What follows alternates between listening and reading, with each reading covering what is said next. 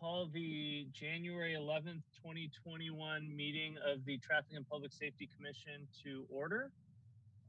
Amanda, can we have a roll call? Sure.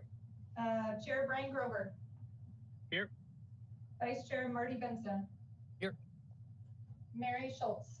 Here. Charlie Leischernis. Present. Michael Von Neumann. Here. And Glenn Johnson. Present. All right.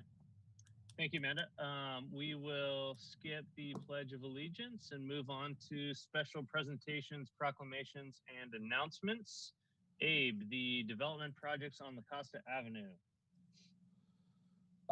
Yes, Chair. This is the a relatively old, I think it's like 3 months old log item. Commission tasked us to present some information about the development projects that has been some approved, some are in the queue to be approved along the Costa. Some residents had some concerns about the nature of those projects, the impacts of those projects.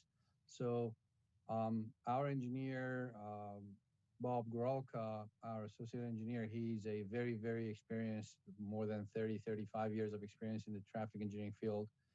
He was a county senior, then County of San Diego senior, then he becomes a Marin County traffic engineer. And after retirement, he honored us by joining our team and accepting our associate role to be with us and help and support us.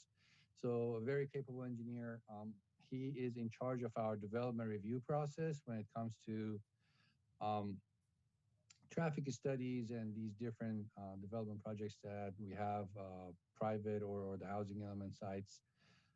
So I asked him to give us a short presentation tonight. Some of these projects that he'll be presenting tonight, he was not with the city when they were reviewed and approved, but these are all recent, fairly recent, I think the past 2 years or 3 years.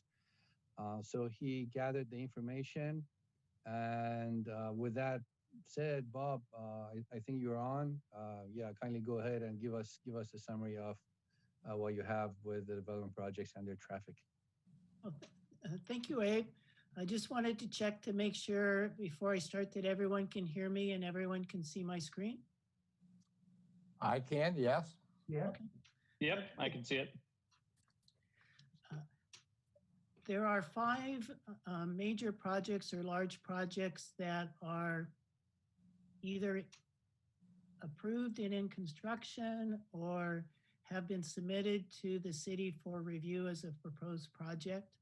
The 5 main projects I've identified are the Fenway Mixed Use Project, the Encinitas Beach Resort. I believe it also goes by the Alea Maria Beach Resort as its name. This one is the hotel project that's in construction now, actually nearing completion. 1967 North Vulcan Avenue, a Weston residential subdivision. It also goes by the name of the La Costa 48. And a project that's on 516 La Costa. It's called La Costa, or 516 La Costa Development. But recently, I think it's also known as the La Costa Boutique Hotel. The 5 projects are located on the vicinity map, range from 2 projects that are located on North Coast Highway in the vicinity of its intersection with La Costa Avenue. This would be the Encinitas Beach Resort Hotel and the Fenway Mixed Use Project. Fenway Mixed Use is, I guess, Project A on the screen, and the Beach Hotel is Project B. The next project is Project C, which is 1967 North Vulcan Avenue. And then the other 2 projects are closer to the I-5 freeway and would be the Weston Residential Project and the 516 La Costa Development Project. There's one other project I'll highlight now you may have heard of. It's called the Surfers Point Project. Was an active project for many, many years, but recently went forward to both the Planning Commission and then the City Council but its approvals and use permits for that project were not extended, and so it was left to be expired. So that's not considered an active project at this time, but I just mention it since it's still a vacant parcel and something might come up down the road, but right now it's not included in the summary. And I'm going to provide a summary from the project starting with the projects on North Coast Highway and then heading towards the Interstate 5 freeway. The first project is the Fenway Mixed Use Project, and this is just south, located just south of the Encinitas Beach Resort Hotel, which is in construction right now. It's proposed to be a 30-room hotel with 94 multifamily units and a little over 18,000 square feet of commercial retail space. It is a project that's been submitted for review to the city, but it does not have any active approvals at this time.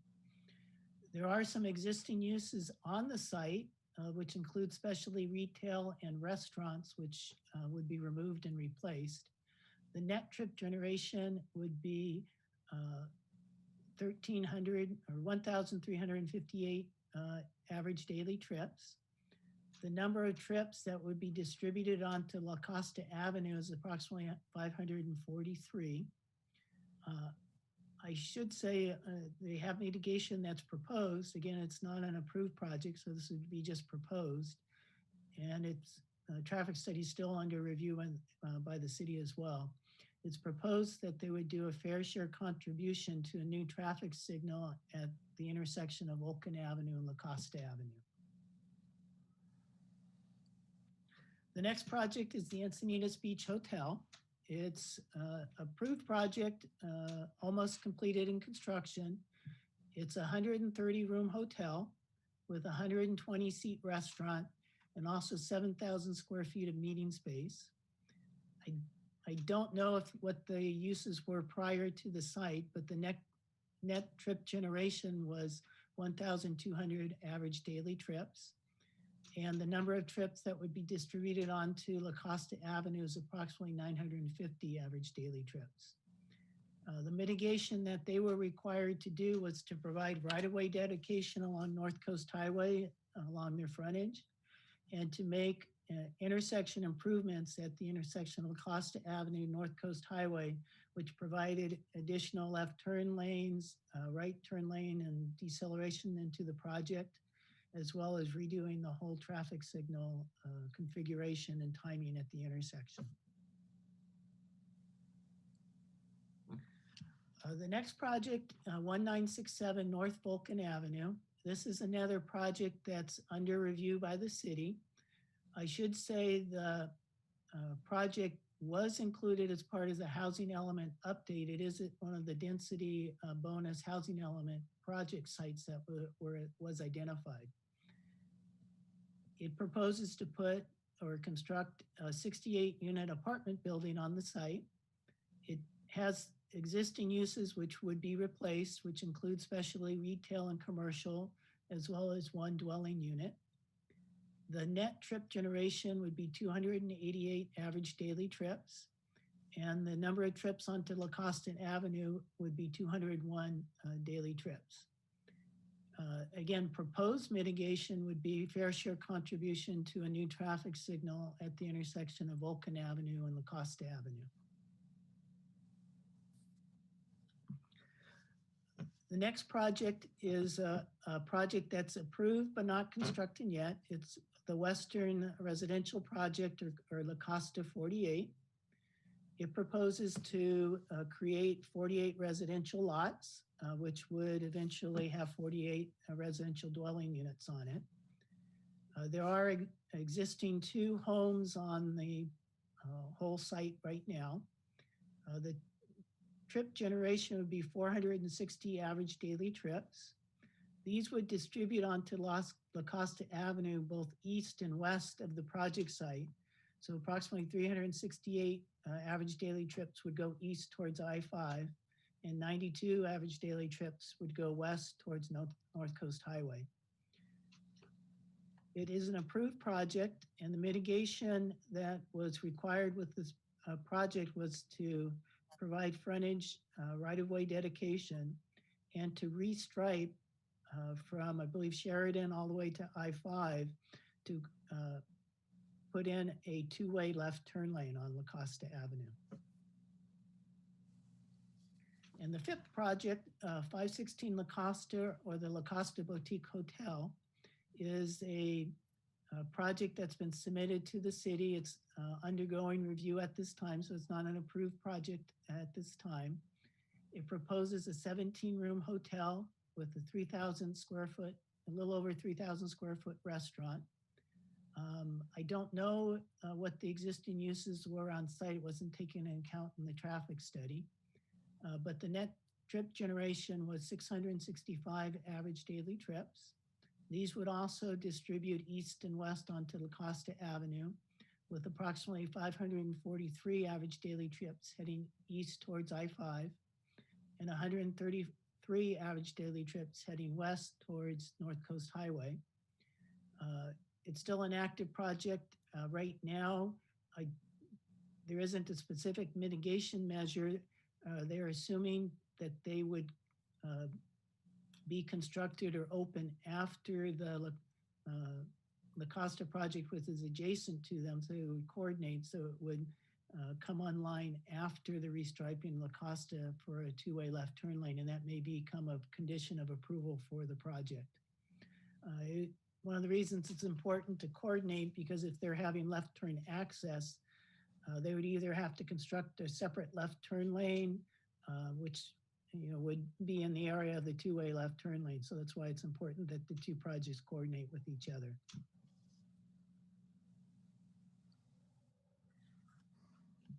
I did a quick summary of all the new trips on La Costa Avenue from these 5 projects. And on La Costa Avenue, west of Vulcan Avenue, would be approximately 1,900 average daily trips. And then on La Costa east of Vulcan Avenue would be approximately 2,600 average daily trips. The total new average daily trips on La Costa Avenue would be 13,900 average daily trips. I forgot I can go back to the vicinity map if you like. I forgot to mention the existing average daily trips, which is approximately 12,000 on La Costa Avenue, west of Vulcan Avenue. And then the total average daily trips with all the new projects is a little over 18,000 average daily trips, which is an increase from approximately 15,600 average daily trips that are on the road now based upon the traffic studies I've seen. It varies a little bit based upon where they took it along La Costa Avenue and the I guess, time of year that they took it. So it does vary a little bit, but this gives you a good idea of what the traffic volumes are and what the level of service is on La Costa Avenue. And then I wanted to just give a brief summary of the housing element update that was done and the analysis that it provided on La Costa Avenue. It forecast a range of trips on La Costa Avenue from North Coast Highway all the way to Interstate 5 by the year 2035, or I guess build out of the land uses in the current City of Encinitas general plan. And the traffic volumes were forecast to range from 17,300 ADT to 22,800 ADT. The level of service that was identified per the road capacity table that's in the City of Encinitas general plan would range from level service D to level service F. The existing circulation element classification for La Costa Avenue is a 4-lane collector. There was some concerns that were expressed. Many residents have a desire to keep La Costa Avenue to 2 lanes. But reclassification of the circulation element, I guess classification for La Costa Avenue would be beyond the scope of work for the housing element. But it is something that is going to be considered with the recent circulation element update that the City of Encinitas is embarking upon. And they will be evaluating to see if they can reclassify La Costa Avenue to 2 lanes. So that's something that they will be looking at. This concludes my presentation. I'd be happy to answer any questions that you may have. All right, thank you, Bob. Commissioners, any questions? Currently, your job was not really to go through the speed limit, but currently the speed limit on that road is 35. Would it changing it to 25 have any impact on the number of trips, and is that a possibility? Changing the speed limit typically does not have an effect on the number of trips. That's based upon the land uses and the trip generation. Whether it's a possibility to change the speed limit, changing it all the way to 25 would be a big order, and there's requirements that are set, I guess, put forth in the California Vehicle Code that determine how we set or require how we set speed limits, and they're based upon the 85th percentile speed. And that requirements to do that may preclude going all the way down to 25 miles per hour. Okay, but a residential street can be 25 miles an hour. Do hotels count as residential or not? Hotels typically count as a business. Residents are typically single family homes and sometimes apartments. Thank you. Hi, Bob. This is Charlie Leisherness. Hi. I'm going to reveal my ignorance here.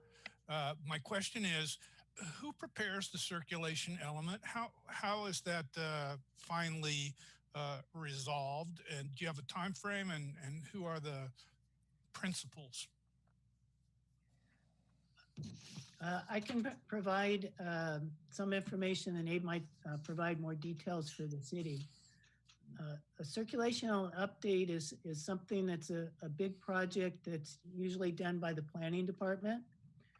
Requires traffic studies and environmental studies to forecast what the number of trips are and the level of service, to provide information to decision makers, which would be the Planning Commission and eventually the City Council. General plan amendment is a strict process that goes forward. Typically, it takes up to 2 years to process. It might be faster at the city of Encinitas. One, because of all the planning studies, all the input from the public hearings as it goes forward, and then also typically they require an environmental impact report to be prepared. Thank you. Okay.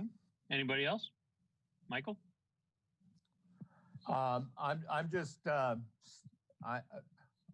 at loss of words. This is an awful lot of development for an area that has inadequate infrastructure, in my opinion. So at this point, I just don't know what to say. I think the current residents of this area are going to have a lot of concerns moving forward. Okay. Anyone else? Yeah, Glenn Johnson here. On the circulation element update, I understand that last fall the City Council voted to some money and was going to select a contractor. The idea being that we have a draft circulation element by the end of this year. I don't know if that's happened yet. My understanding is that the planning department has released requests for proposals, submitted bids, and is in the process of going through the bids and interviewing and selecting a consultant, but that process has not been completed yet. That sounds about right. The other question here, none of our traffic data for Encinitas considers any development in South Carlsbad, inland of Ponto Beach. I do understand that some developments had been proposed for that space at fairly high density, but had been opposed. And I don't know if Carlsbad is going to develop there anytime soon, but is that going to affect La Costa? Well, it wouldn't, in terms of effect La Costa, it would contribute to the additional traffic that would come to La Costa. When the circulation element update and studies are prepared, there will be traffic forecasts that are done through SANDAG. And those traffic forecasts forecast traffic that's within both the Encinitas general plan as well as Carlsbad general plan and the adjacent cities. That's was also done with the housing element. And so that's why they had a higher number of trips on La Costa than we had forecast for the near term. I don't know if the projects that you had mentioned were included in the general plan at the time the housing element studies were done. If they weren't and they've intensified and there's more trips that would come for the more intensified development, then that would contribute to even more trips on La Costa than were identified in the housing element update. Commissioner Von Neumann here. I do have two questions. Number one, Bob, is it possible to get a copy of your presentation emailed to all of us? Oh, certainly. Mm-hmm.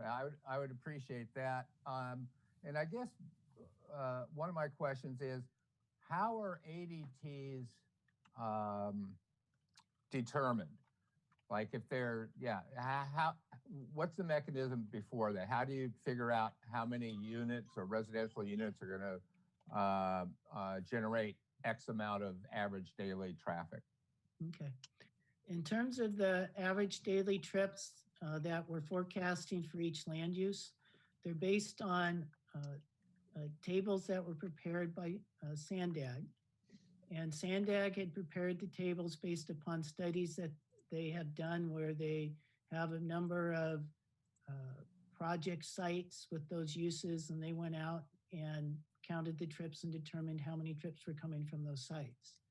So that said, is the average daily trips are an average, so they can vary. You know, some locations are better than others, and you have a higher attraction. Say if you're Starbucks, coffee shops, of some, will generate more based on location than others, but on average, that would be the daily trips for that use. Thank you. May I ask one more question, please, Bob? Thank you for a really complete presentation. I really appreciate your willingness to send us a copy of it. When they're, I assume, and perhaps I'm wrong, but when you do a traffic count, you're only considering wheeled traffic. You're not considering bicycle or pedestrian traffic. Is that correct? Typically, yes. Some of the breakdowns on SANDAGs, when they get into sharing mixed use, we'll break that down in some other tables where there's bicycle trips or bus trips, but typically the number of trips are mostly vehicle trips in the suburban area. Thank you. All right. Well, thank you, Bob, for the presentation. Appreciate that. Thanks, Bob. Oh, you're welcome. Abe, moving on to 4B, City Traffic Engineer updates. Yes, Chair. Abe Bandigan here, City Traffic Engineer. Before I get to these four, since it was brought up, I give you a quick update. So a few consultants applied for this major project of the city, long overdue, the update of the circulation element. Planning department is, well, it's not a department, but our planning division of our development services department is the lead for this study being updated. Jennifer Gates is our principal planner in charge of the study. She has formed some sort of a panel, including myself and a few other engineers and planners who went over the proposals that we received from the consultants. A few are shortlisted. The interviews are, if I'm not mistaken, next Wednesday.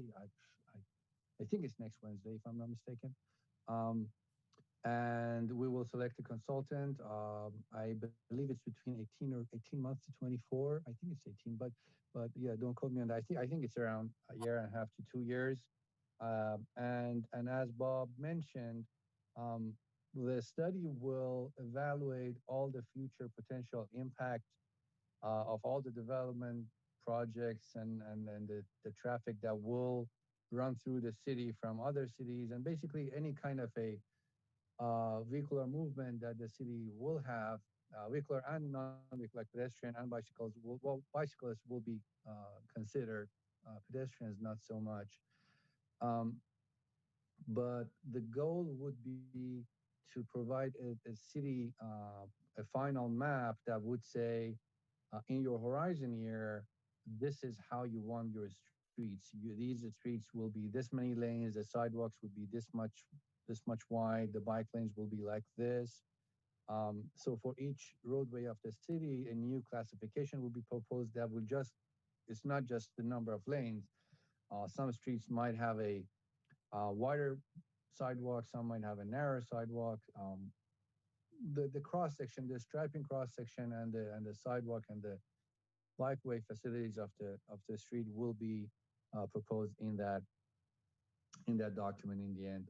As I believe I added it to our log. If I didn't, I will. One item from our previous or the one before traffic commission meeting was that commission needs to be updated on the progress of this future study. I would say the kickoff would be in about 2 months, if I wanted to guess. Once we select a consultant, it would take around 30, 40 days to go through the legal contracting process. So I would say um, early March would be a good kickoff, and I'll make sure that the principal planner in charge of the project would be supportive of us by providing either herself or the project manager of the project coming to commission and provide us regular updates. Yeah, that being quarterly or twice a year. I don't know how it's going to work out, but I'm sure they'll be happy to provide the information and have commission support. Great. Thank you, Ed. My regular updates: the traffic calming on Willow Spring is finished. The striping is done. Everything is in place. We've had um, I would say very, very good, nice emails, supportive emails about what we did over there. And we also had a few questions about public about the striping that has been modified a little bit. Some questions about how they have to park, and we also did something that was a little bit unusual with the continuation of the center line at those minor streets because of the layout of the road and the grade uh, together with the horizontal curve. We decided to continue the center line to kind of clarify um, the lane lines, and some residents were concerned that they might not be able to make those lifts off of those. But overall, I think, well, the way I see it, when you don't get 200 negative emails about people being disappointed with the project, that's considered a success. I think we only had like 2 or 3 uh, emails about people having questions and needed clarifications. But overall, the residents were in support. So I think it was a good project that commission had to review twice and provided us input. That's done. Our local roadway safety plan. Bob is also the project manager on that. This is a grant that, if you recall, I gave a summary to commission. We'll evaluate all of the collision history of the city, all of the risk factors involved with those collisions, and will give us some sort of a Vision Zero inspired action plan for all of our intersections, our roadway segments, and all the other areas of the city that need um, safety enhancements and improvements. That will be used as a basis of applying for HSIP grants in the future. We interviewed a few consultants, and I think we know who we want to go with. Bob is working on finalizing the documents to hire the consultant. That's another document that commission. This is a shorter project. It's I don't know if Bob is still on. I think it's 6 to 9 months, if I'm not mistaken. We will again update commission periodically along the process, the consultants' finding and their goals and their action plan and what their strategy is. That's the LRSP. Um, the current HSIP grants, we have two ongoing HSIP that we are handling in traffic division. One is a retrofit of a few important corridors of the city from old LPS and HPS lights to LED lights. We hired a consultant. Kimberly Horn is helping us coming up with a citywide standard for our roadway streetlights, our safety streetlights. And as soon as they finalize the table that would basically guide us in what kind of a lighting fixture should be used for each classification of the roadway in the city, then we'll start purchasing and retrofitting the old lights we have currently in the city. That project is ongoing. Design is almost done. The next phase would be construction, which is basically purchasing and installing those new LED lights. The other one is upgrading 4 of the city's traffic signals to protected lifts and protected permissive lifts. Again, that project is also managed by Bob, so you don't hear much from Bob in Traffic Commission, but he has a lot of big ticket items going on his plate. So those 4 signals, if I'm not mistaken, one is Vulcan and Encinitas Boulevard, Vulcan and Lucadia, the Santa Fe and Vaughn's Shopping Center signal, and the 4th one I believe is Quail and Lucadia. Correct, Brian? The 4th one is close to that other development project, right? Is that Quail and Lucadia? Or? Yeah, Quail Gardens Drive, Lucadia Boulevard. Yeah. So that's the 4th one. So these 4 will be protected permissive and so protected or protected permissive. They're still studying it. I think the majority will be protected, but we'll see. So that's the updates on our current HSIP. And last one, this is something that I thought I'd bring up and ask for commission's input. I did not know if it came before. I don't think it came during my time. It might have come before my time. So as you know, the bicycling community, the majority, based on my experience, these past 7-8 years that I've been here, the majority prefer regular traffic paint for bicycle legends, for bike lane lines, for sharrows, for legends on the bike lane, for basically any kind of a pavement legend that goes on the ground because of the thickness, the relative thickness of the thermoplastic compared to regular traffic paint. And also the fact that some of these thermoplastic paints, if done very, very smoothly and don't have the material in there, the skid proof, I don't know what it's called. It's something that that increases the friction factor, helps with them not being slippery when wet. Us being a beach city, even more than other cities, the majority of our bicycle community prefers regular traffic paint. However, in MUTCD, it is totally allowed, authorized in our technical documents, even NACTO, to use thermo. And while my personal preference has been to do regular traffic paint, there are concerns with it that we had, but we were, accepting it. Our public works department, who is in charge of refreshing and maintenance, they are not so much happy. There are cost implications, obviously.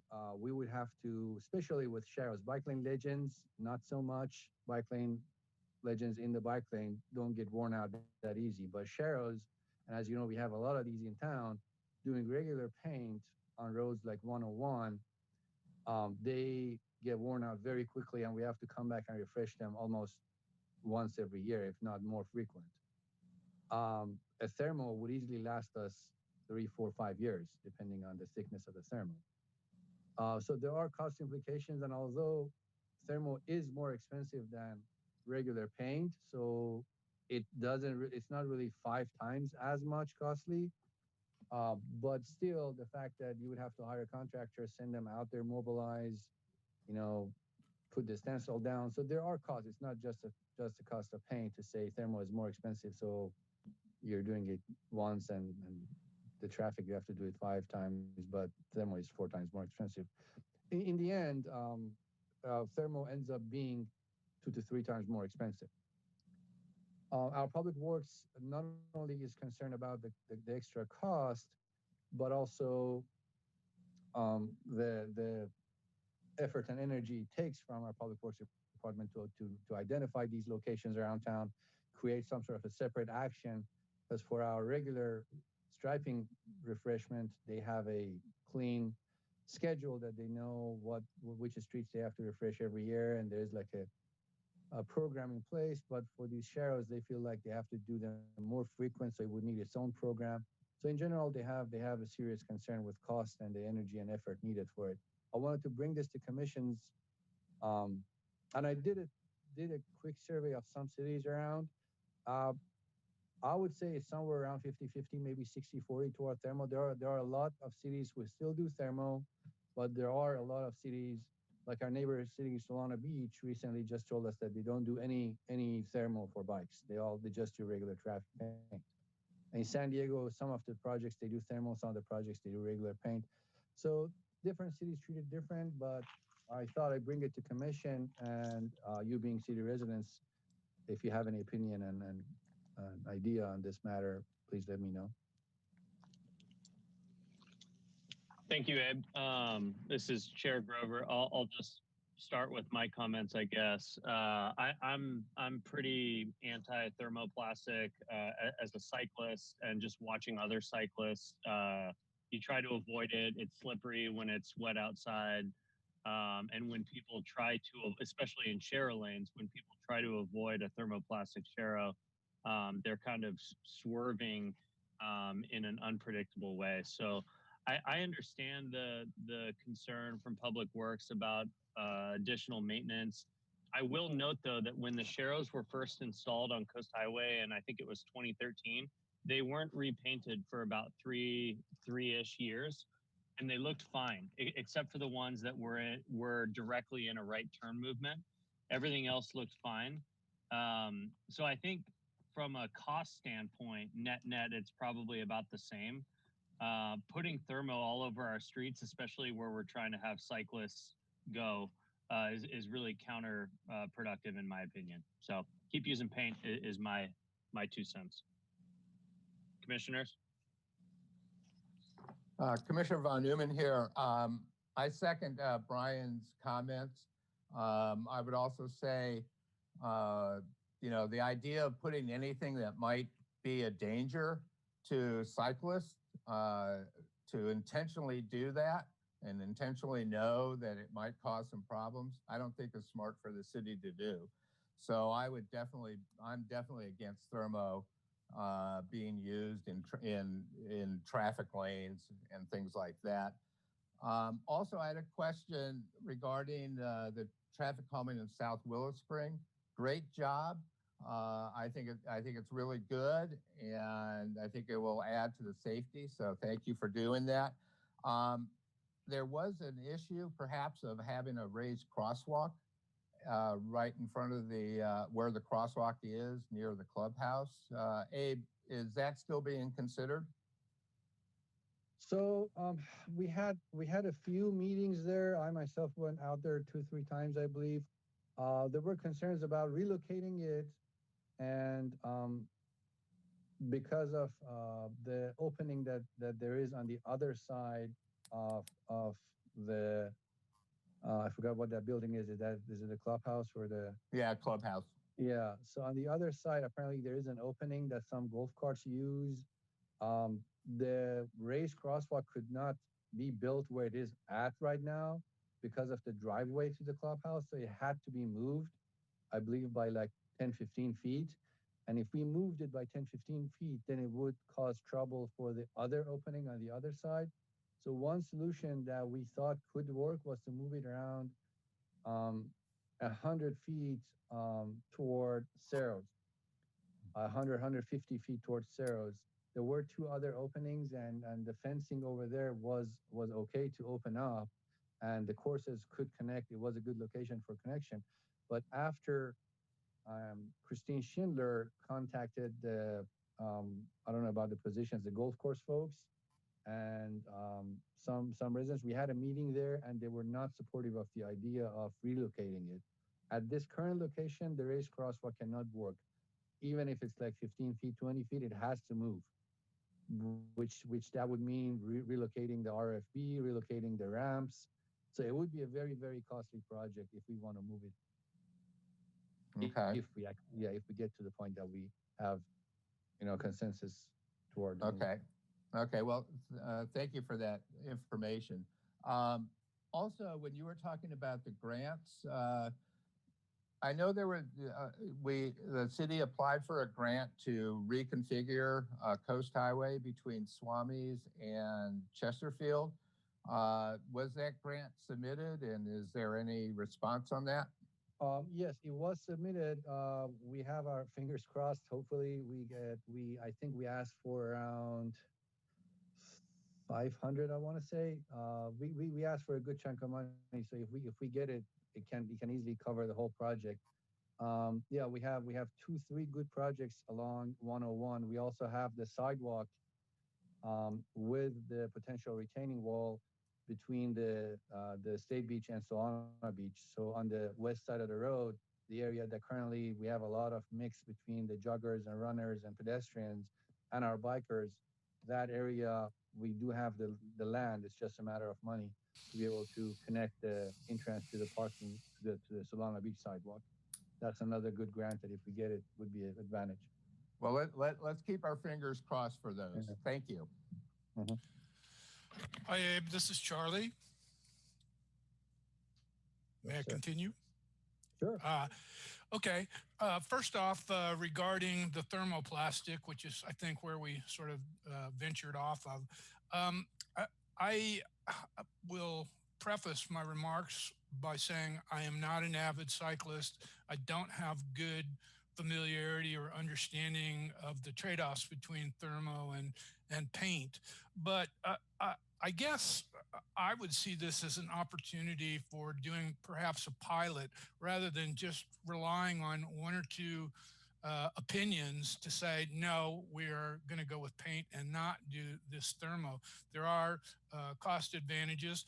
I do not understand exactly what the safety issues would be between thermo and paint, but I would like to submit that it may make sense to actually try a pilot and get some real data and feedback rather than going 100% one direction or 100% the other. So that's my 2 cents on that issue. Now then, returning to 4B2, which I don't think anyone has raised yet, but I'm really pleased to hear that they're making progress on the LRSP. Here's a question, though, or a concern, and it has to do with the interaction between the LRSP and the circulation element. So it seems that the LRSP is near term, but it also seems that it could be greatly impacted by the decision of the circulation element. How would you address that concern that I am raising? Very good point. Something always to speak speak too much.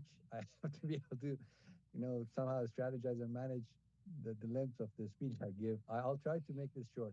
So when the LRSP is done or is in the process of being done, there is one big difference, which I think I spoke about last time, between the traditional ways of evaluating collision history and the whole Vision Zero and the whole risk factor-based analysis.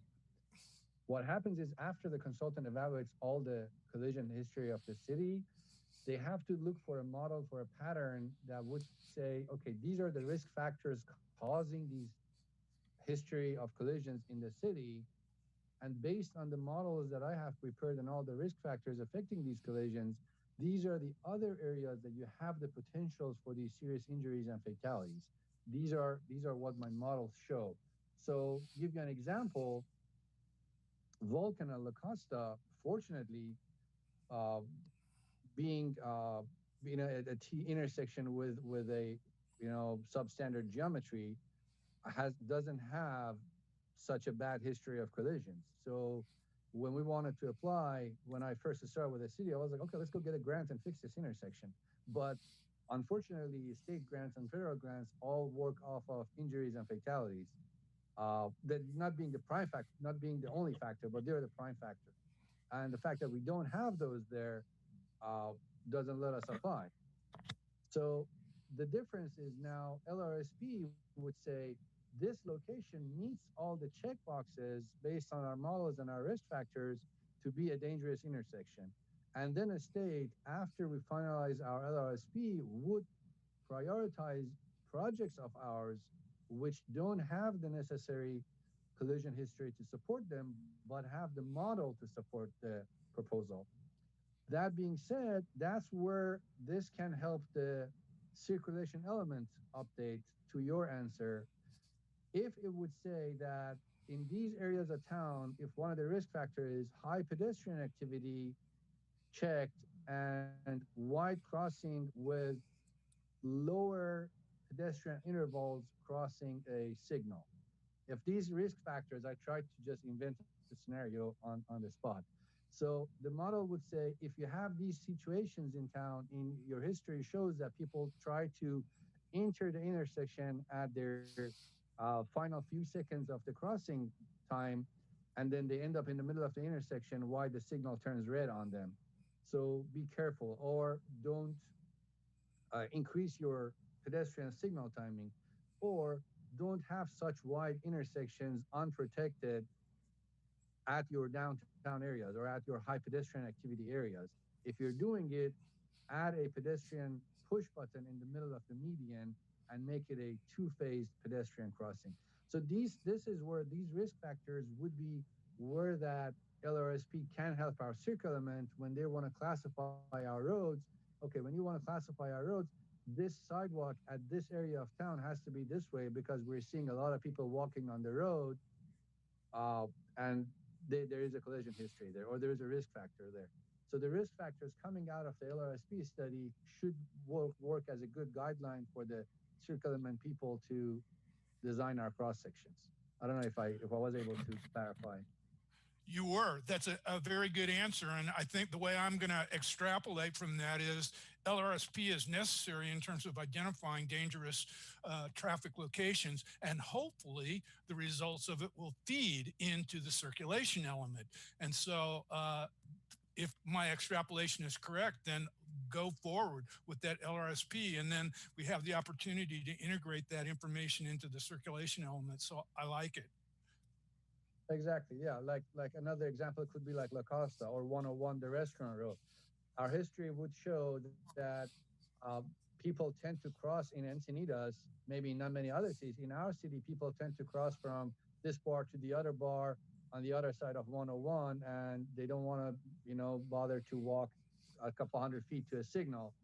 So the LRSP would say this is a risk factor to have a wide street, fast street with number of lanes on each side, and then having similar businesses that can attract similar people in both directions, in both sides, is not a good idea. So when South 101 is being redesigned, we have a good, I'm not saying it's going to happen, but we would have an opportunity to use that to say, okay, maybe we don't need 2 lanes in each direction. Maybe just 1 lane and a 2-way left turn lane would do. That would help our pedestrians cross safer. Or La Costa, the same thing. We have a lot of people crossing La Costa from side to side, and maybe it's not a good idea to convert La Costa to a 4-lane because of the safety factor or because of the guidance that we get from the LRSP. Thanks. Good answer. I understand it much better now. All right, this is Okay. Commissioner Benson. Just on the We have a new commissioner. yeah. He's very nosy. On the thermoplastic issue, I have ridden over a bunch of thermoplastic, and I'm I'm inclined to side with Michael and Brian. I'm not as adamant as them because you can put a no slip surface in there. I would want to make absolutely sure that if we're going to use thermoplastic in town, the thump doesn't bother me. It is thicker and you can feel it when you ride over it on small slick tires. The stressful thing would be if we were actually creating a slipping hazard on the road. But because there's not a very obvious advantage to using thermoplastic, if the money comes out and the money and effort comes out about a wash, I would assume that we should just continue with paint as well. I'm not totally against thermoplastic as long as it's we're certain that it's not going to cause anybody to slide when there's dew or rain on the ground.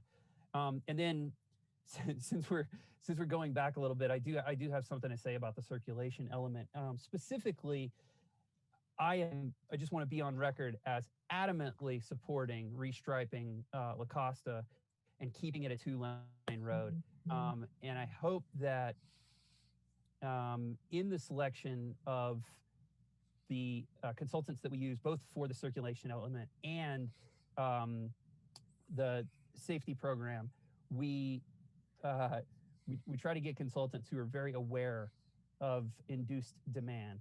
I think that your head's totally in the right place, Abe, and we need to acknowledge that while there might not be many pedestrian conflicts at La Costa right now, that's something that's definitely possible in the future.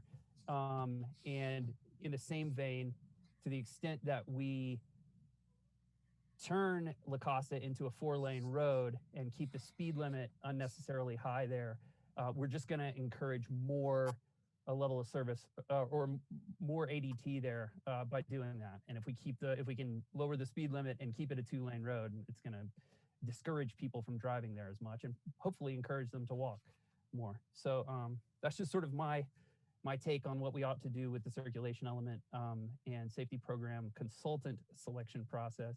And yeah, that's it. Mary Lou Schultz, Commissioner, I don't have, I'm very much with Marty. I don't have strong feelings against the thermoplastic, but I really do prefer having paint as opposed to the thermoplastic when I'm riding my bike, which I do a lot. And thank you for your comments, Marty, about La Costa Avenue, because I really want it to stay a 2-lane road. And I think that will encourage pedestrian and bicycle traffic as opposed to automobile traffic. And we need to be doing that. Thank you. Glenn Johnson here. I think the advantage of paint is that since it's cheaper, even if it doesn't last as long, you can change markings more frequently. We're making a lot of changes now, and I don't see that we're not going to be making changes in the future. So rather than grinding out the thermoplastic, you can perhaps just paint over the paint. Is that valid? Mm-hmm. Yep. That's correct. Yes. Removal of regular traffic paint is way easier than thermoplastic and way cheaper. Okay. Yeah, Commissioners, anyone else? Thank you for the input. Our director, Lillian Doherty, and Public Works Director, there will be a meeting. I myself, Ed, John Ugrub, our Public Works Superintendent, and the directors will be there. So I wanted to use this opportunity. The meeting will be sometime next week, I think, to receive the input. And when I go to the meeting, I'll convey the message. Thank you. Great. Thank you, Abe. And this is Commissioner Grover here. Just to respond to Charlie, to the comment that you had about creating a pilot program, I just wanted to comment on that. There are a lot of cities surrounding us that use thermoplastic for their bike lanes. And so I think as far as like a test case to see what the difference is between paint and thermoplastic, you just need to go to a neighboring city. In fact, I think some of our bike lanes here in Encinitas are thermoplastic.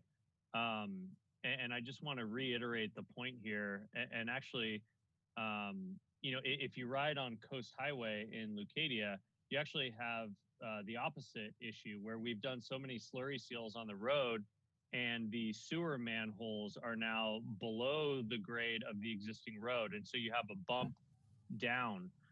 So if you had a bump, and whenever I ride northbound on Coast Highway, I swerve to avoid those because it's a huge bump. And when you've got, little tires, you feel that. So if you had to go down into that and then up over a Sharrow bump, you're just not going to be in the middle of the lane, which is where you're supposed to be anyway. So that's my point. Abe, sorry.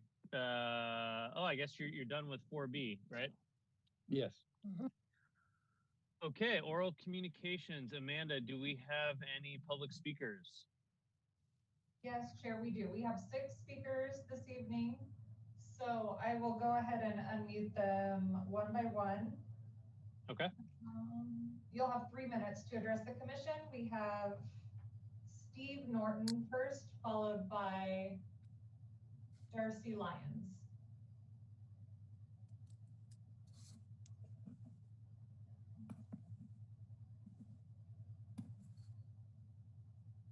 Okay, Steve, you should be okay to unmute yourself. I think I just unmuted. You're all Yes? set. Super. Thank you very much. And I appreciate the time to speak. I realize that what I'm about to read was a piece that I wrote earlier today, and there's some repetition due to the excellent presentation by others. But nonetheless, I'd like to read what I have written to you earlier today. As long-term residents of 283 Lacoste Avenue, within a 5-house cul-de-sac, and daily walkers to Ponto Beach and beyond, we write again to the TPSC to highlight our ongoing and certain to increase exponentially public safety concerns due to the above noted high density development projects, that which was identified earlier by the presenter. Our elevated concerns are also based on the May 20, 2019 study 1967 North Vulcan Avenue access analysis, which was based on February 2019 traffic data, when I might note traffic in the area is the lowest because it's not summertime. And wherein it was stated that major capital improvements, for instance, the widening of La Costa to a 4-lane road, would be needed for the successful implementation of the proposed apartment complex at 1967 North Vulcan. Parenthetically, a question I'd have is, how well is this traffic going to funnel through a 2-lane bridge near the 101 with such a widening, i.e. the 4 lanes that some are proposing? Now, there is a financial, engineering, and environmental challenge if the bridge was to be widened as well. As a couple of city council members wisely seem to be willing to consider the redesignation of Lacoste Avenue as a 2-lane road, clearly this stated 4-lane requirement is an issue. Likewise, we must note that the above study examined only the potential traffic impacts due to the proposed 1967 North Vulcan Avenue apartment complex. Let us all imagine the major traffic increases with the March opening of the Lila Maria Hotel, the proposed adjoining Maria Village, multi-use apartment and hotel complex, and the 2 possible housing and hotel developments on Lacoste Avenue closer to the I-5, as the consultant had briefed us before. And we shouldn't forget the likely resurfacing of the Surface Point development proposal. While appreciating that, quote, development is in this area is inevitable, we ask the TPSC and the city managers at large to consider and hopefully approve the following.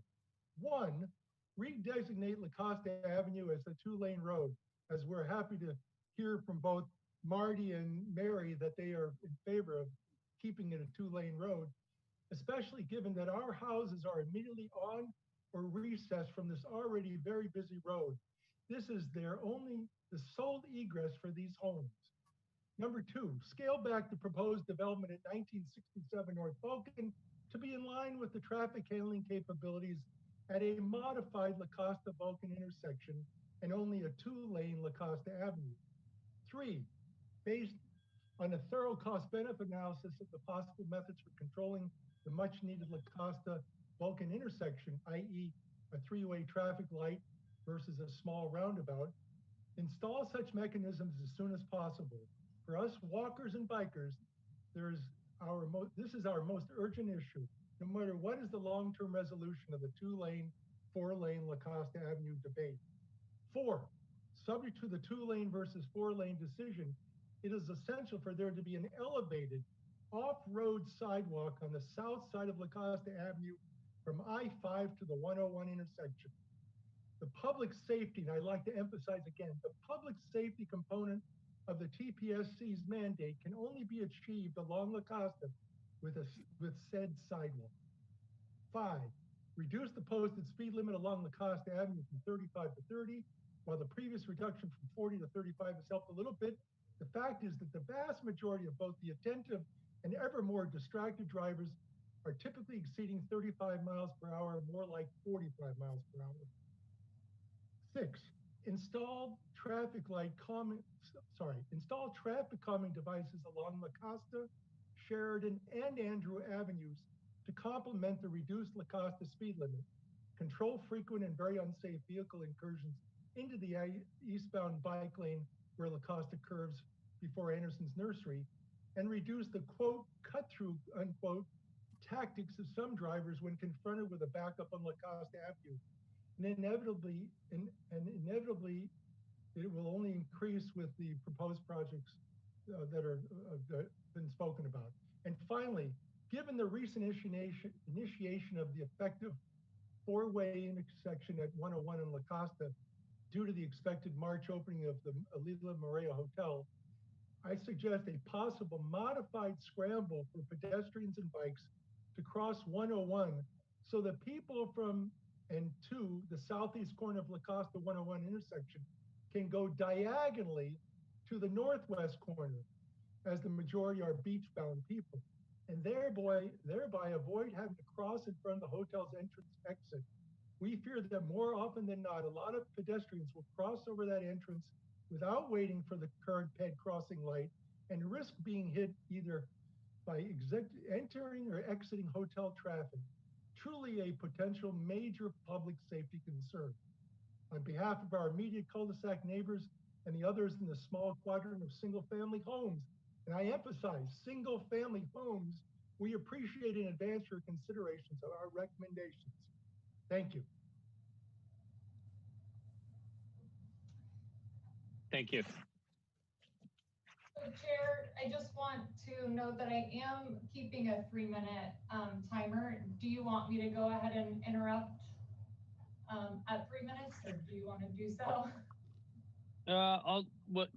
Commissioners, what do you think? I'm inclined to say let's, unless somebody's going extremely long, I think since there's only 5 more speakers, we should hear them out. I agree. No problem. Okay. Okay. So next we have Darcy Lyons, followed by Elena Thompson.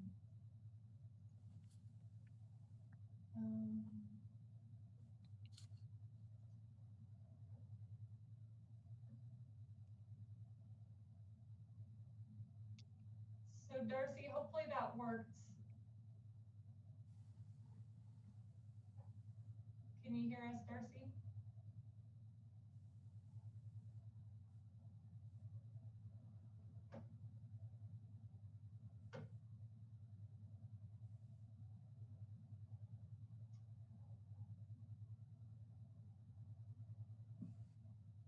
Darcy, can you hear us?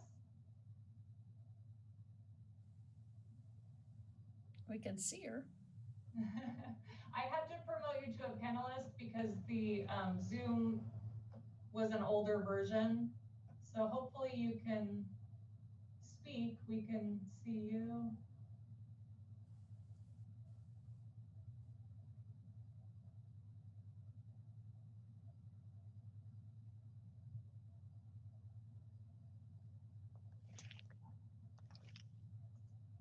Let's make sure you're.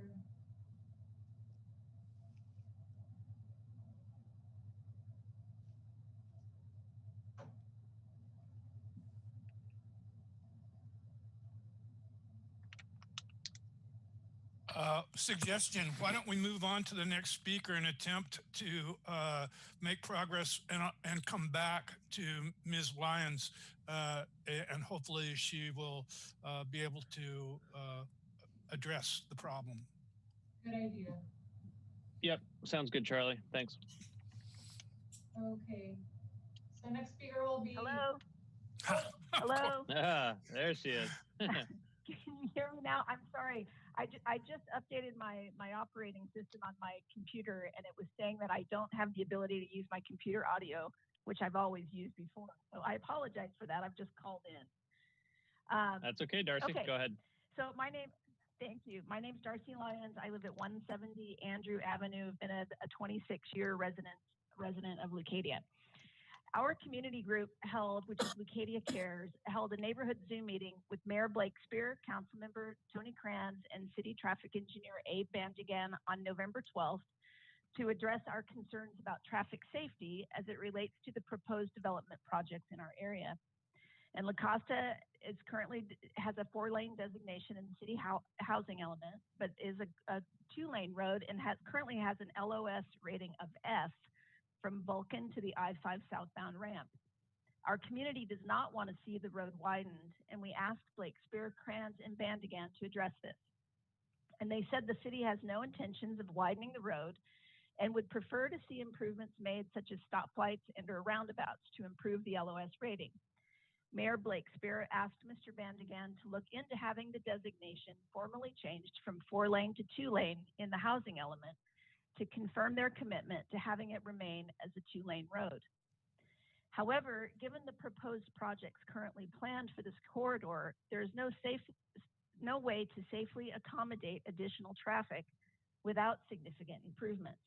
Case in point, the 1967 Vulcan project.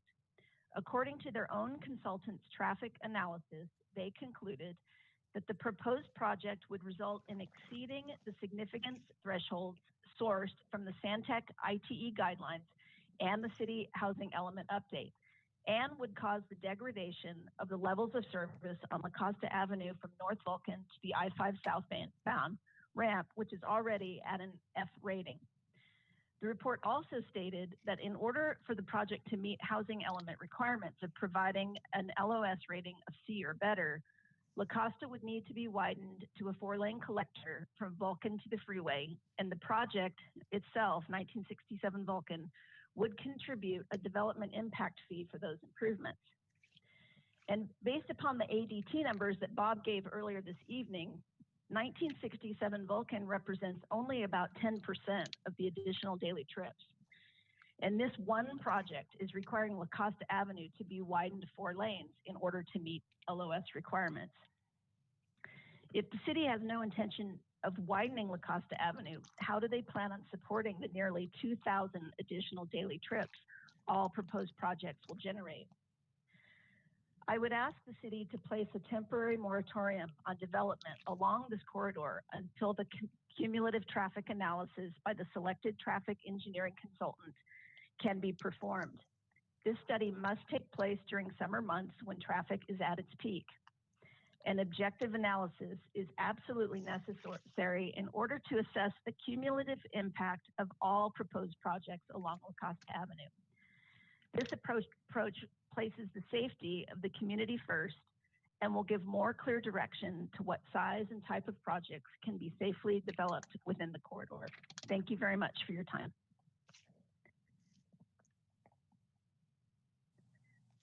Thank you, Darcy. Okay, we have Elena Thompson next, followed by Patricia Vasquez.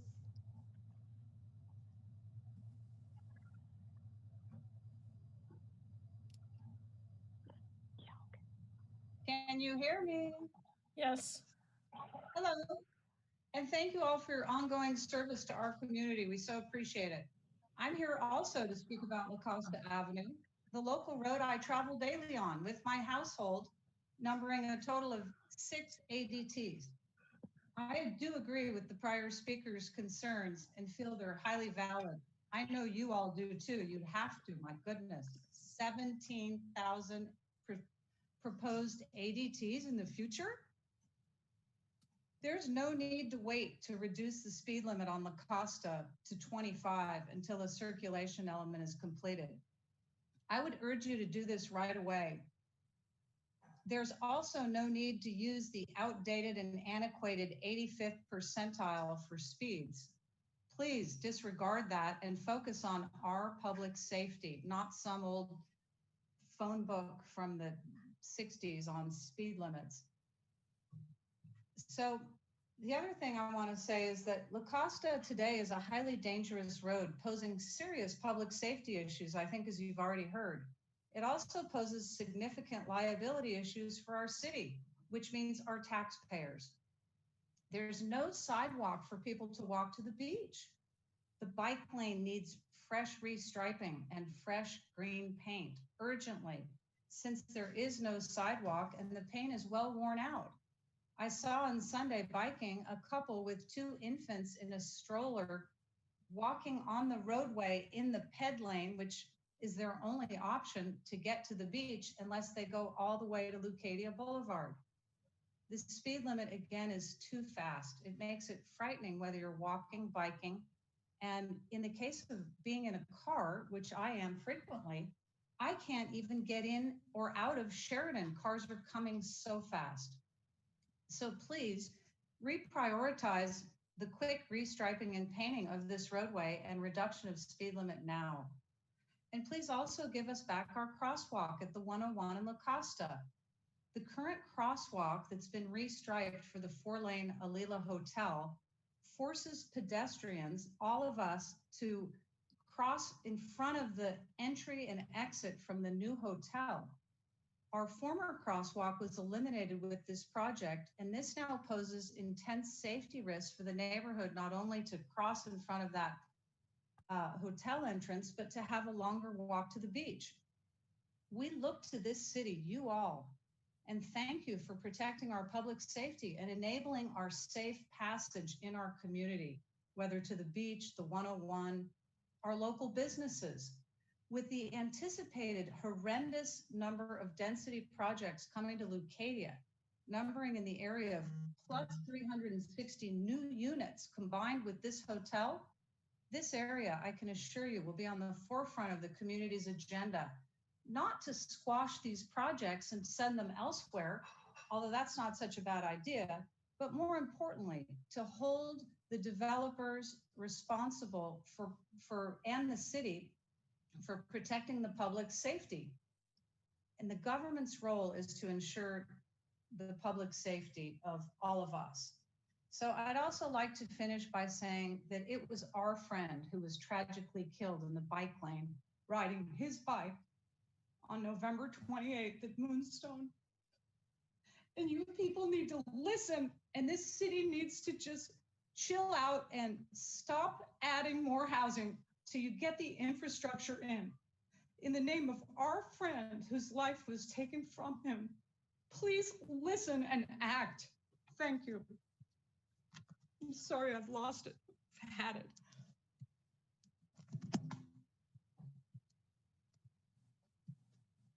Thank you. Next we have Patricia Vasquez and then Christine Schindler.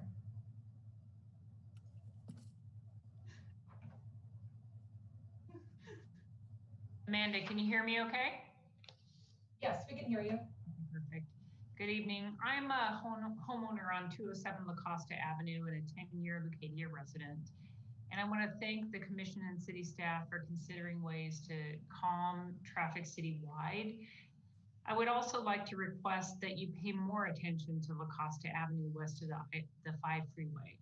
This is a busy street that serves an important but also very dangerous path to the beach, restaurants, as well as retail locations for pedestrians and cyclists. And as you know, it lacks sidewalks or even a buffered pedestrian or bike lane. And it is the only way for pedestrians and cyclists to cross safely across the railroad tracks north of Leucadia Boulevard.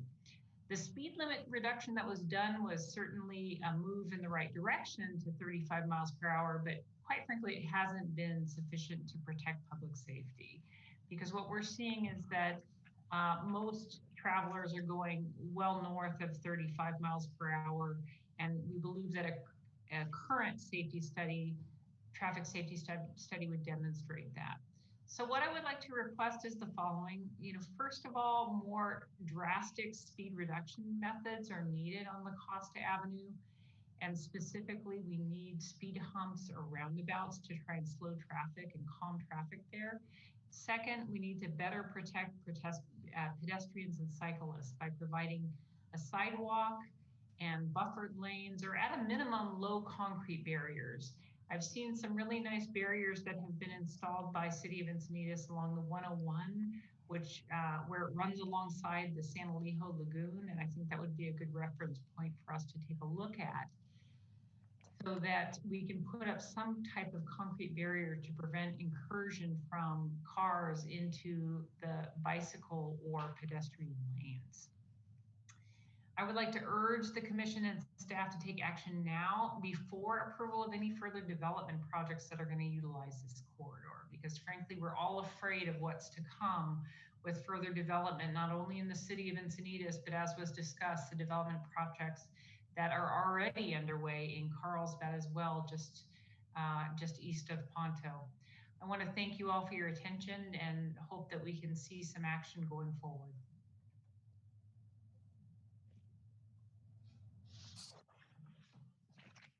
Thank you. Our next speaker is Christine Schindler, followed by Judy Burlfee.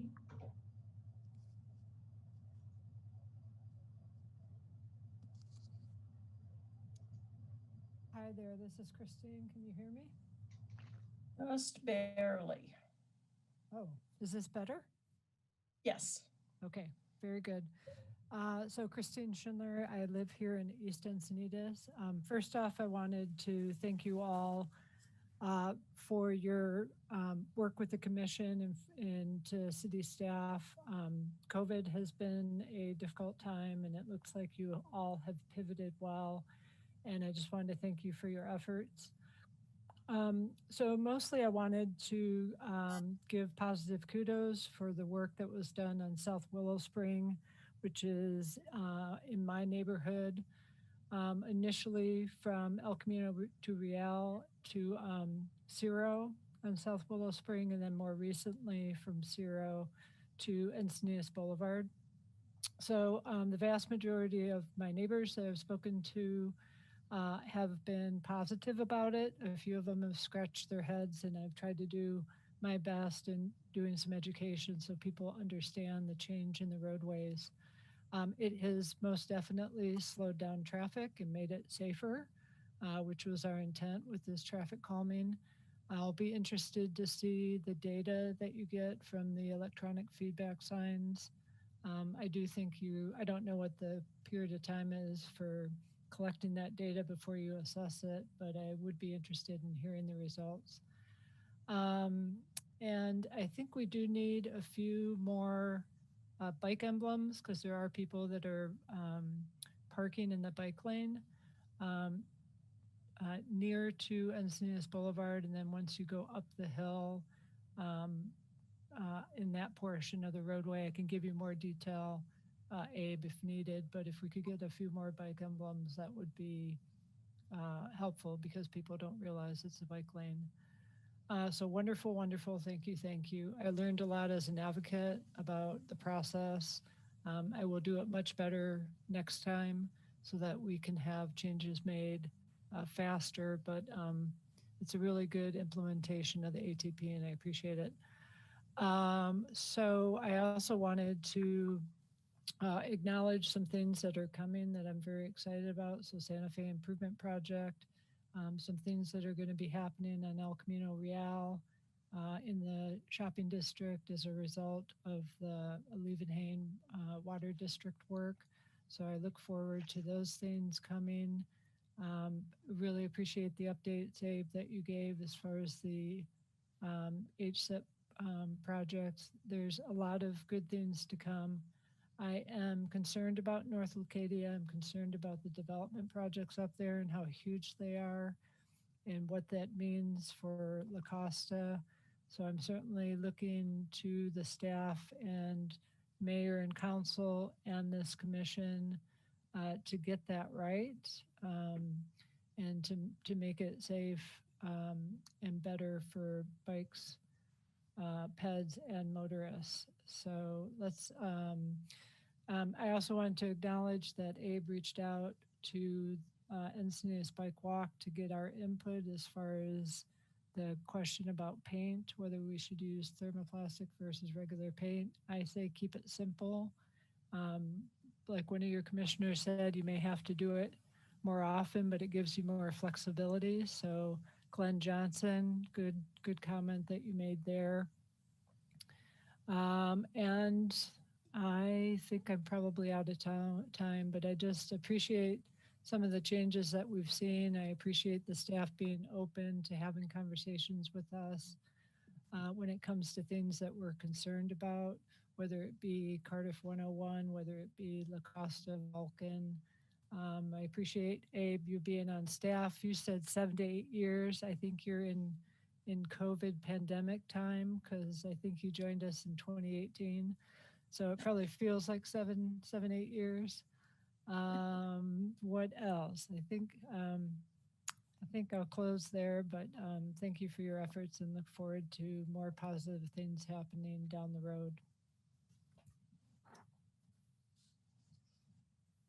Thank you. Our last speaker for oral communications is Judy Burlfeen.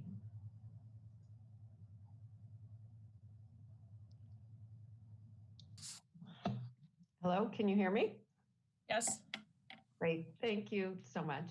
Hi, I'm Judy Burlfine, and I live in Old Encinitas, I guess. And thank you all for your service.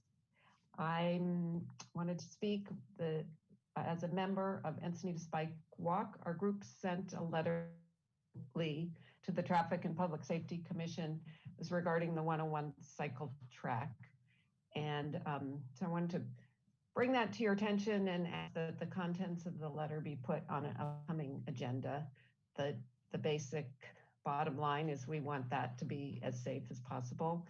And personally, I've enjoyed the improvements a lot, but we have a lot of different opinions in our group. But overall, even though we have different opinions, we all want to improve the safety. So the letter includes several suggestions. One of the suggestions relates to signage in the area. And we know there's a concern about having too many signs, and I totally agree. I was there recently and it's kind of overwhelming. So my suggestion is that we review all of the current signs and also the concepts that we include in our letter and figure out a way to consolidate signage as much as possible to ensure that all users use that area while driving, cycling, walking, going with their surfboards as safely as possible. So that's it. Thank you for your attention to the letter. I look forward to being on a future meeting when it comes up for conversation, hopefully sooner than later. That's it. Okay. Thank you, Judy. Amanda, we don't have any more speakers. Is that correct? That's all for oral communications. Yes. Okay, thank you. So let's move on to item 6, approval of the minutes from our December 14th, 2020 meeting. Commissioners, do you have any comments, clarifications, questions? Commissioner Von Neumann here. I move that we accept the minutes from the December 14th meeting. Okay. Do we have a second? I'll second that. All right, we've got a motion and a second. All in favor? Yes. Aye. Aye. Any opposed? None. Motion passes unanimously. Okay, item 7, Abe, evaluating speed limits citywide for potential traffic calming and implementation of pavement legends. Yes, thank you, Chair. Abe Bandigan, City Traffic Engineer.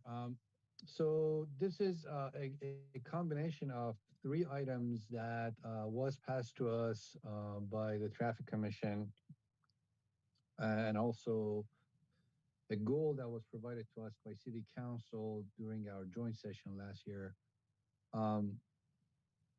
We created a map that Amanda, can you share the attachment to the report?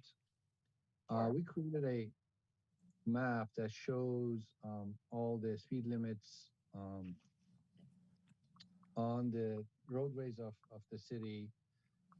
These speed limits, we were directed by council and by commission. By commission from council, it was just a goal to evaluate the possibility of lowering the speed limits citywide and see what kind of opportunities are out there for us to change things or use speed surveys or use traffic calming measures to lower these speed limits. So these are all of the speed limits that we have currently in the city, and they're all backed by their associated engineering and traffic survey that um, justifies the prima facie speed limits that we're setting here. As you can see, the color codes kind of show what the speed limit is out there. And from 55 all the way to 30, and the ones that are not colored, they're the prima facie 25s. So we want to do three things. One was to go over the history of the speed surveys to see if there is the opportunity to redo our speed surveys. Usually surveys are valid for around 7 years if nothing changes with the road. But whenever we modify a roadway, narrow down the lanes, add a bike lane buffer, add a bike lane that was non-existent before, any kind of a modification to the road, we redo the survey to see if we have the opportunity to get a lower speed limit, lower 85th percentile. And I'm not sure. We have Robert Sickfried, our traffic sergeant, on the call. I don't know how long he has been with the sheriff's office, but when I check the older speed surveys that we have, it seems like the previous traffic team, there is a 5 mile per hour reduction that traffic engineers are authorized to utilize when setting speed limits when there are substandard characteristics to the road, them being lack of bike lanes, if sidewalks are not existent, if the roadway cross section is not improved, if there are pedestrians on the roadway. It seems to me, at least based on the review that I've had over, I think during my 2.5 years here, I've done around 10 surveys. And almost on all those 10 surveys, I looked back at the previous surveys that were done. It seems like this was not a habit of the previous team to utilize that 5 mile per hour reduction option.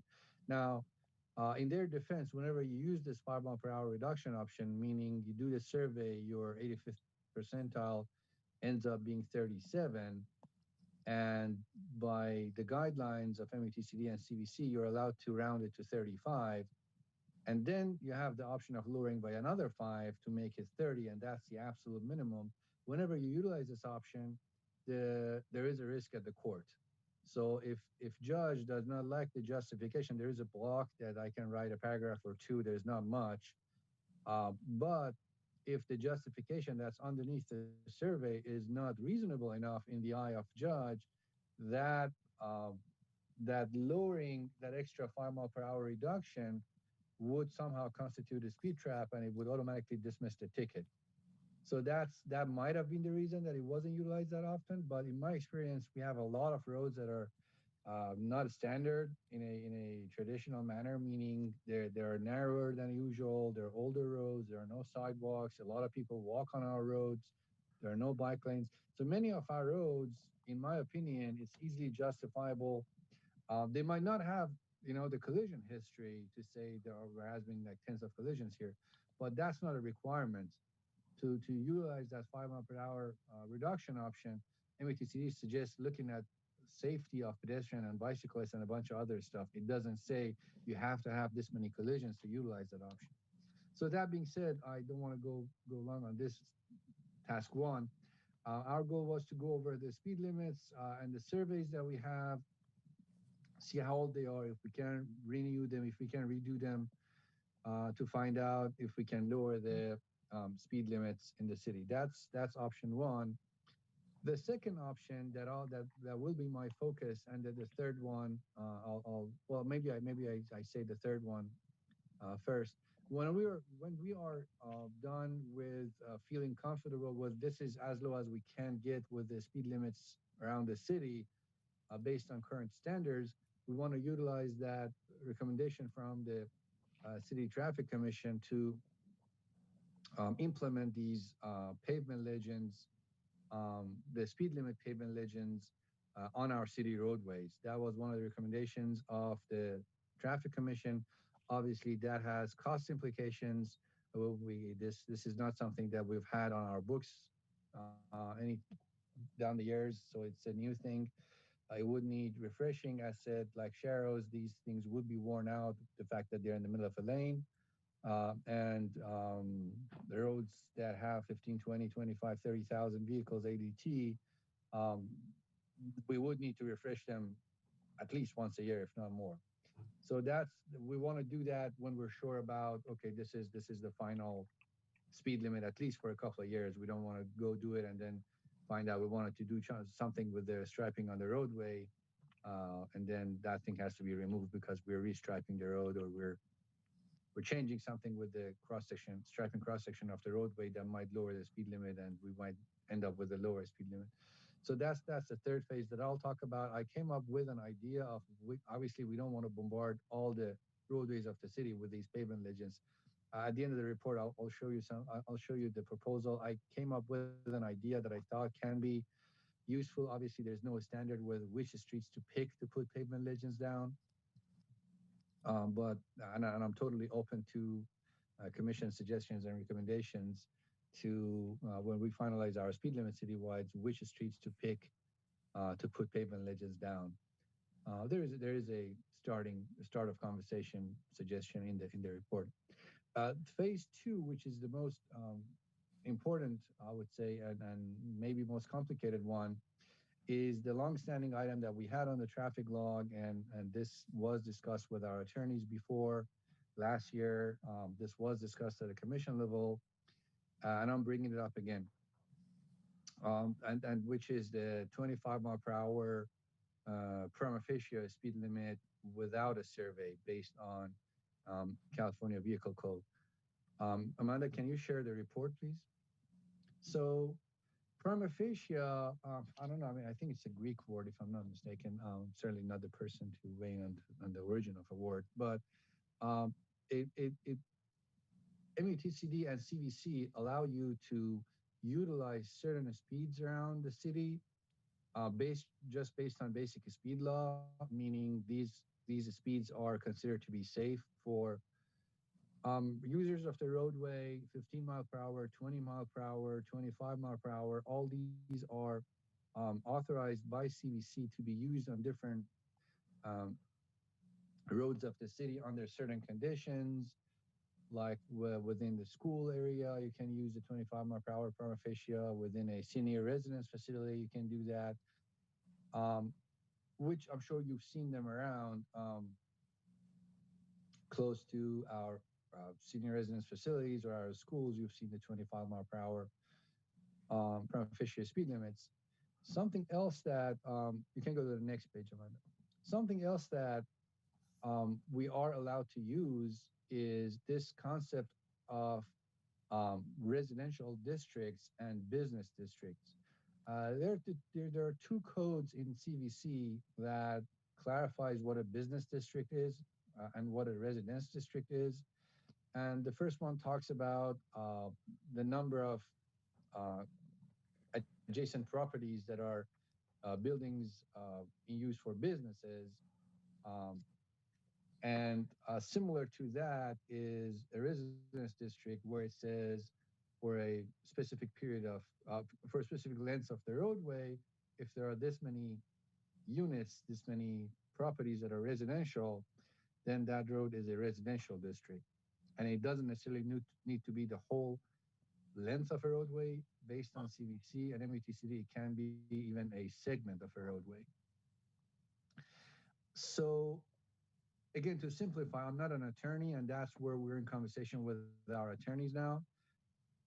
To simplify, the way it works is a piece of your roadway, if not the whole length of the roadway qualifies, a piece of your roadway can be considered a residential district and be signed like a school. And then the rest of the roadway can be considered a business district. And the reason why this is important is because if you have a business district, and you can post it 25 mile per hour. And that being said, based on the language of CVC, you don't need a speed survey for it. So that's the big difference. So we have a lot of roads in the city that would qualify as a residential district or a business district based on the language of CVC, but currently have higher speed limits, have 30s, 35s, even 40s. So we are in conversation with our attorneys to go over the language of CVC, the language of METCD, and if this works, which we think it would work, and some cities are already doing it, but they're not doing it so broad on every single street that would qualify. Mostly they do it on the streets that like are really residential, and people are kind of used to the look of the street, and when they drive it, they know it's residential. But very few cities utilize it on roads that don't look residential but do qualify per the language of CVC and METCD. A good example of that, again, I haven't done the math to calculate the length and count the number of residences, but let's say a street like La Costa should qualify. Vulcan and San Alejo should qualify if we count the number of units that we need, and within a quarter mile we find that I think it's 16. We have 6 or 13. We have this many units adjacent to each other. Then it's considered a residential district, and we can post them 25 mile per hour prima facie. So Ian is currently working on investigating and going over all these colored roads that I showed you, all the ones that have a speeds of 30 or more. Obviously, we don't want to do it on 25s. They're already 25. So 30 or more, where we have to do a little bit of due diligence, make some measurements, length of the roadway, count the number of units that are out there, and find out which ones can be categorized as residential districts and business districts. And then if we have the blessing of our legal department, then that would be a very good opportunity to lower our speed limits in the city. And it would be a very big step. We might have some 35s and some 40s be lower to 25 all of a sudden. And then in that situation, a survey would not be required. How this thing would work in court, how we can support our deputies with a legal document, how much defensible we can make it to not to be considered a speed trap. So there are a lot of questions, and obviously there will be cases that can work as our guide. The first few ones might not be easy to work out, but that's what we think is a very good opportunity that we have as a city that has a lot of roads that are residential, but they work as collectors or even arterials in some way. Most cities, they have clear classification. Residential roads are residential collectors, don't have any residences on them. We have a lot of roads that are actually collector classified, but they have a lot of residences on them. So that being said, I want to quickly show you, if you Amanda, go a little bit down to the next page. And this last part is the idea I had for implementing pavement legends when we're done with the speed limits citywide, to kind of not to do it all over the city, but to at certain locations. So there were a few categories I thought could benefit from pavement legends. Roads with sharrows that have higher speed limits higher than 25. Obviously, we have sharrows at a lot of our residentials, but their speeds are 25. Many of these will be converted, if this thing flies, to 25 prima facie if they're residential districts or business districts for that matter. Let's say our downtown can easily qualify as a business district per the language of CVC. If the speed limits become 25, we wouldn't need the legend in this idea. Again, it can easily change. This is really nothing based on any standard or anything. Where we have a class 2, where we have a bike lane that doesn't have a buffer, if the speed limit is relatively high, 35 or more, we want to clarify to the drivers what it is to keep them within the speed range. If there is a buffered bike lane, it's relatively safer, the fact that it has a buffer. But if the speed limit is higher than 45, there are not that many. It's, I think, 1 or 2 streets of the city are like that. And then roadways with pedestrian and bicycle generators, like schools, parks, libraries, those ones, if they have a higher speed limit than 25, I thought it might be a good idea to put the legends down. Again, this was one of our log items, but I certainly want to do it after we finalize all of the speed limits of the city, not to have to redo it or remove the ones that we do, because these are costly. With that, I'm open to answer questions. Yeah, Okay, Dave, thank you. Go ahead, Glenn. can you bring up that map again? Can Amanda bring up that map again? Sure.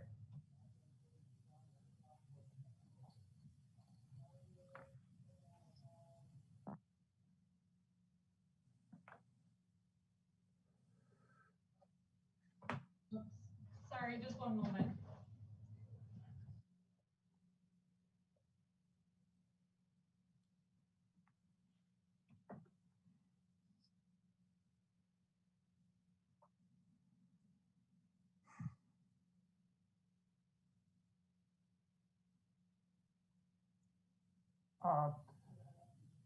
As I looked at the map, I noticed that Quail Gardens Drive is actually now posted at 35, and the map has it in yellow. And we fought hard to get it down to 35. The neighbors did. So I'd hope that the map will be corrected and any other errors will be ferreted out. I'd also comment that as I drive around town, I tend to use my cruise control and set it at the speed limit. And when I get on streets where the speed limit changes every mile or so, it puts me in a difficult position. And I'm looking at Saxony Road in particular, but many other streets have this same problem. Those are my comments on the map. That's a good point. With the correction, I'll certainly ask our team to take a look at it. And I mean, this map is just evolving like a few times a year, so this might be I don't know, one version old or something. But yeah, we certainly look into it to make sure we have the most up-to-date version. With the changes in the length of the roadway, changes of the speed limit, that's a very good observation. That's a correct observation. You usually don't want to have drastic changes. I think MUTC recommend against having changes more than 10 miles an hour. Up to 10, I think is okay. We try not to do it, but the fact that we always want the lowest speed possible on our roads, and if we do a survey and we find, oh, we can lower it by 5, and we usually jump on it and lower it very quickly, that's sometimes the reason that we have all these different speed limits on different segments of our roads, because we always try to push it to the minimum possible. But that is a correct observation that you have, Yeah. having And different. I'd also like to comment that the south end of Saxony, for about half a mile there, is posted as a senior zone at 25, and your map shows that as being 40. Yes, so with the seniors, I believe Robert can correct me if I'm wrong. With the seniors, it's like the schools, so the speed limit will actually stay as is. It's a prima facie. So in the senior area is 25, but the street speed limit is still 40. So it doesn't change the speed. It just in that specific area of the senior residence, it converts the speed to 25. Oh, so yeah. Thank you. Survey is done for the roadway, correct. Hi, Abe. This is Charlie. Just some general feedback. I really like the idea of being aggressive in terms of establishing prima facie speed limits as opposed to actually having to do another survey. I think that as long as we are in compliance with the CVC, yeah, let's do it. Let's be very aggressive about utilizing the prima facie speed limits to achieve reduction as broadly as we can. So I really like this idea and encourage you to go forward with it.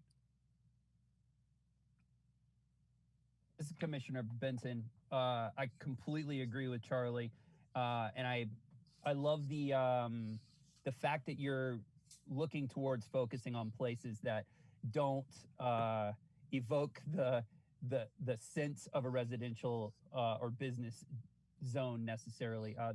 The one that I'm thinking about in particular is Santa Fe Drive between El Camino Real and the freeway.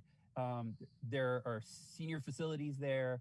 There are tons of homes, and there's a school, and it's just pure chaos with people there. And a lot of the places there's not sidewalk and or bike lanes in that area, and that's a place that's not. I think most people wouldn't necessarily call a residential street, but can certainly be can be qualified as one, and it's a place where it would be really useful to lower the speed limit at least 10 miles an hour. So I completely agree with Charlie. Within the bounds of what legal will let you do, I say be as aggressive as possible. Good work. Mary Lou Schultz, I'm really excited about this, and your goal is not to create a speed trap to generate revenue for the city. The goal is to increase safety for everyone in the city, and I think this is just excellent. Thank you so much for putting this together, Abe. I hope it works. Commissioner Von Neumann here. Abe, this is really good. Reducing the speed limits has been an issue dear to my heart ever since I started becoming aware of what traffic issues are in Encinitas. I think your approach is really good. I wish I could wave a magic wand and have it done already and have legal chip in on it. I think I'm really impressed with yours and the staff's efforts in this regard.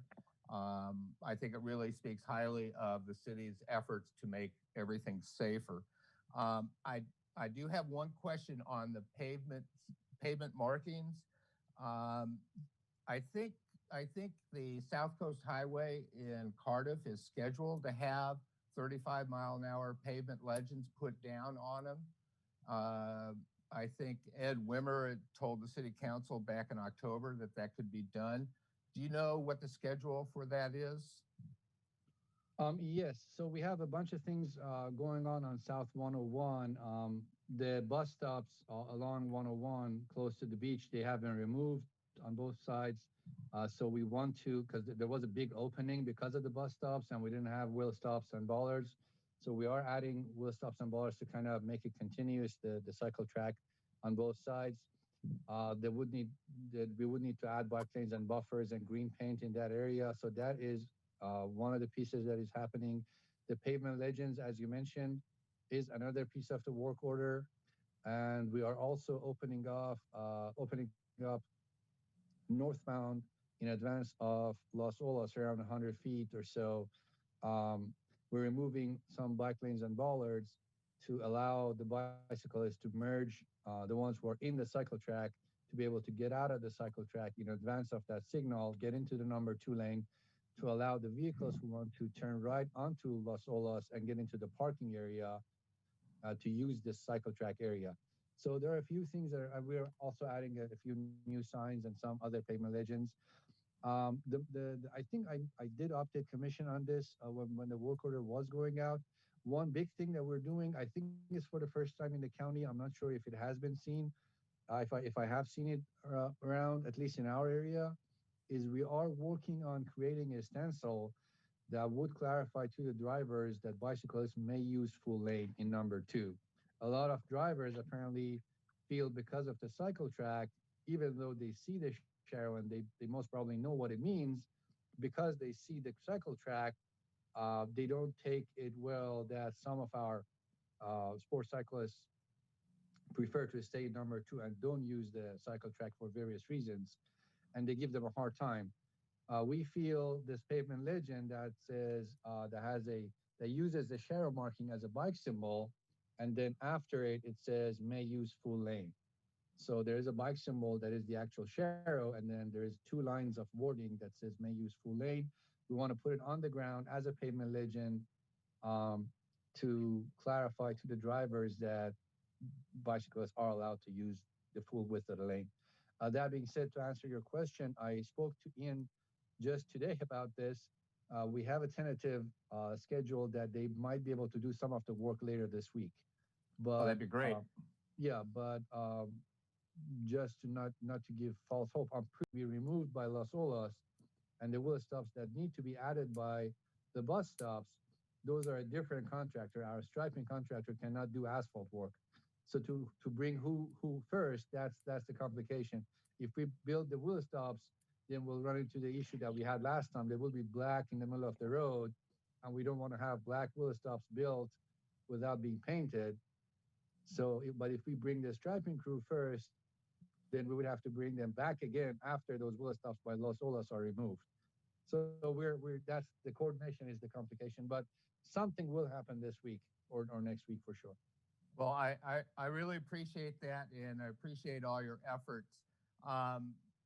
I think, again, like I said, I think this is a marvelous advancement. So keep at it, and thank you very much. I did have one question on the map. Can you tell me if La Costa Avenue is on our map as a 55, but from Piraeus to the east, is that Encinitas or is that Carlsbad? No, I believe that is Carlsbad. Oh, okay. All right. Darn. it's just colored, yeah, but it's not ours. Okay. Darn. I'm so happy it's not ours. Oh, I bet you are. Yeah. Well, again, thank you very much. Makes my heart soar like a hawk. Thank you. Any other commissioners? Yeah. I'll go ahead, Glenn. Yes, I do want to say that, of course, this map was a draft, and it's really, really a good way of displaying the information. I like it, and I would love to vote yes on this. But we have to call for a question first. Can I? Yeah. This is Chair Grover. Glenn, I believe that staff is looking for a motion on this item. Is that correct, Abe? Yes, Chair. I'll move to accept it. I'm sorry to interrupt, but we do have two speakers. Oh, I'm sorry. Go ahead, Amanda. We have Christine Schindler followed by Judy Burlfine.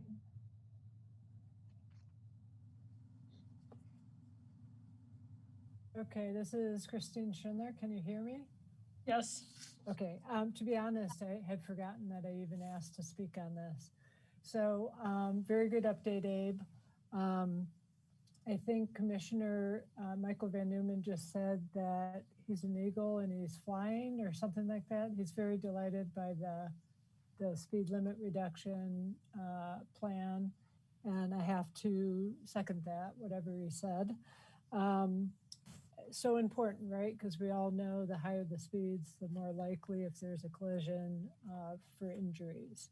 So bringing them down across the city is really important. And I specifically, now that I live in East Encinitas and I ride less along the coast and more inland, I can't wait for the speed limits and for some traffic calming to happen on El Camino Real between Manchester and Encinitas Boulevard and the entire length of Encinitas Boulevard. So it's exciting. I appreciate reading through the information, love having the map. So that was a good tool to have. Love the idea of more pavement legends and the fact that Abe's asking the commission to give him input about where those should go and could go. So that all sounds good. We can certainly use those on South Willow Spring as another traffic calming for that project. So interesting what Abe just said about bikes may use full lane, actually coming up with a legend for that. I haven't seen that done, but that's a good thought, especially because both bicyclists and motorists are still baffled by the Shero symbol and they don't know what the heck it means. So that will help people learn and grow. Thank you for your efforts. I really appreciate it. This has been a good meeting. So thanks very much.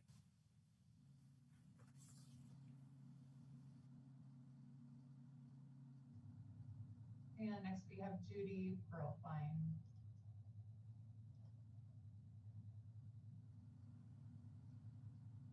Hi, this is Judy again. I love it. Lower the speed limits. It's great for everyone, walkers, cyclists, and also I think about my neighbor who's a retired teacher from San Diego Academy. He has one of those golf carts and he legally could not drive it from our house to school because the speed limit was too high. So this will also benefit people with non-polluting electric golf carts. Thank you.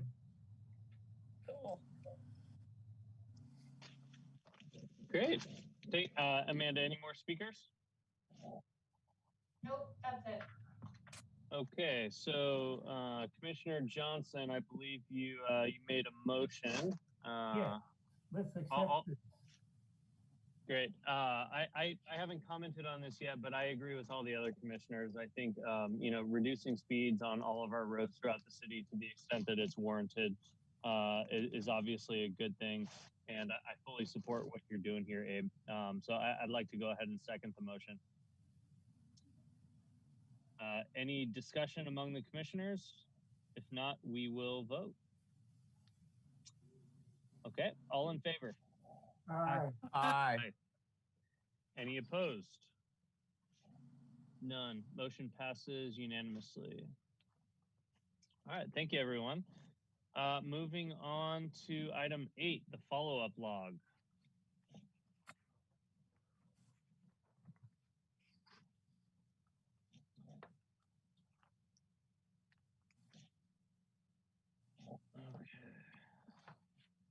So I guess Yes, sure. while you're bringing this up, Abe, not to jump the gun, but I think Judy Burlfine in her public comment asked that that the Cardiff cycle track or whatever we're calling it these days be added to a future agenda.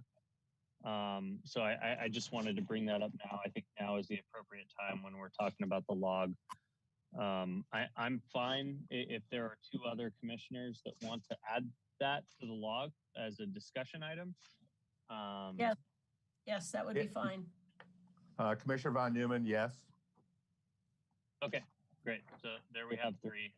Abe, we'll leave it to you what the content of that is. I think Judy, wanted some sort of discussion about in the context of the letter that we received from Christine Schindler to discuss ways of making that more accommodating for all cyclists and all users. So anyway, I just wanted to get out in front and make sure we didn't forget about that public comment. Sorry, go ahead. Yeah, sure. Well, I can provide some sort of a informational or a follow-up on the actions that has been done. Yep. So our log item 18, the Vulcan Avenue reclass. So this is one of the items that has been standing. So this is what basically initiated this whole citywide sweep of our streets and the possibility of reclassing our different roads to a residential or business district. This is what it has started. We had this conversation a couple months back about how to lower a speed limit of Vulcan. And at that point, I brought up this idea, and then we did some research, and we contacted a few of my friends, my other city traffic engineers in the county, and we involved our attorneys. Then we had the election season, and now that things are a little bit more calm, it's a good time to restart this. And I already contacted our risk management, our risk team, and our attorneys and requested this meeting. So as soon as I have and they go over the material, we provide them. We receive our input from our sheriff's office and their concerns and their opinion about implementation, possible implementation. Then we should be able to have some sort of an action plan around March, I would assume. Item 22, the speed survey. We are not doing speed surveys these days because of this whole COVID situation, not to get any wrong results. I don't know what other cities are doing, to be honest. I know some cities are getting higher results and they are increasing, but this is a concern. We have this SANTIC meeting, city traffic officials of the county, and almost all of our peers, all of my peers are very concerned about doing speed surveys in the current situation where the volumes and speeds are not really typical. So we are, as long as we can, I mean, our surveys are pretty recent, so they are pretty defensible. Most of them are done in 2017. Piraeus, we did a bike lane, so we can lower the speed limit, hopefully, but we want to take the maximum advantage out of this striping project that we did. We really narrowed down the lanes and added the bike lane. So I don't want to do a survey and find out we can't do the change. So let's wait a little bit to be able to actually do the change.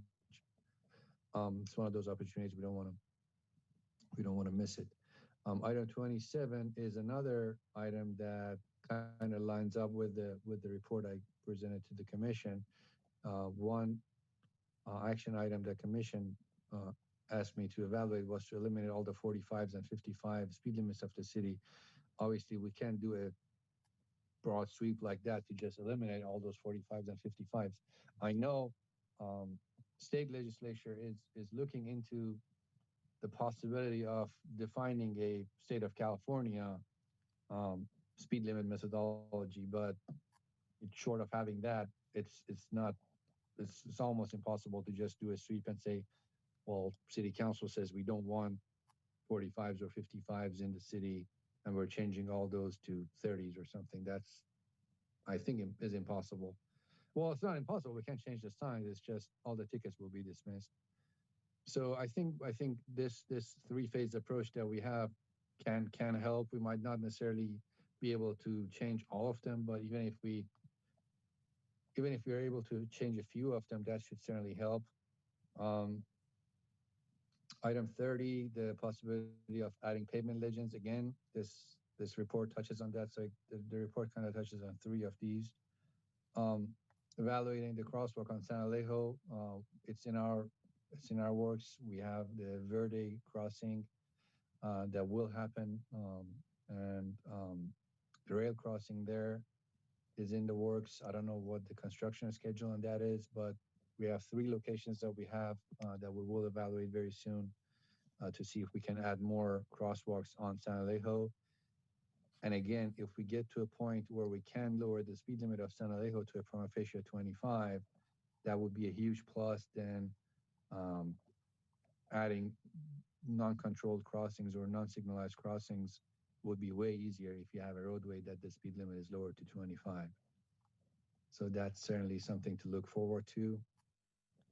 And then the last one is what Bob provided a presentation to commission tonight, the development projects on La Costa, item 32.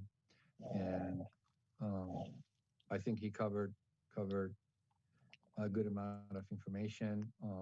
Hopefully with the circulation element update, we'll know way more about La Costa's future. Okay, thank you, Abe. Commissioners, does anybody have questions about what's on our follow-up log? Yeah, Commissioner Benson, I have a question about the last item, and I didn't bring this up earlier during the presentation because it wasn't my idea. One of the speakers tonight, I believe his name was Steve Norton, recommended some sort of potential like modified scramble for La Costa and Coast Highway, and I hadn't thought of that before, but it seems like a really great idea. Is there any merit to potentially implementing something like that there, Abe? By modify a scramble like a scramble that we have in downtown. Yeah, and I think the suggestion wasn't necessarily to make an X pattern so much as to allow people from the southeast corner of La Costa to cross diagonally and sort of miss that new development, because ostensibly most of the people who are standing on the southeast corner of La Costa and Coast Highway are just trying to get to the beach. I see. Well, if that movement is allowed, basically the intersection has to be vacant, and that means the other leg also can work simultaneously. So one diagonal means basically the X.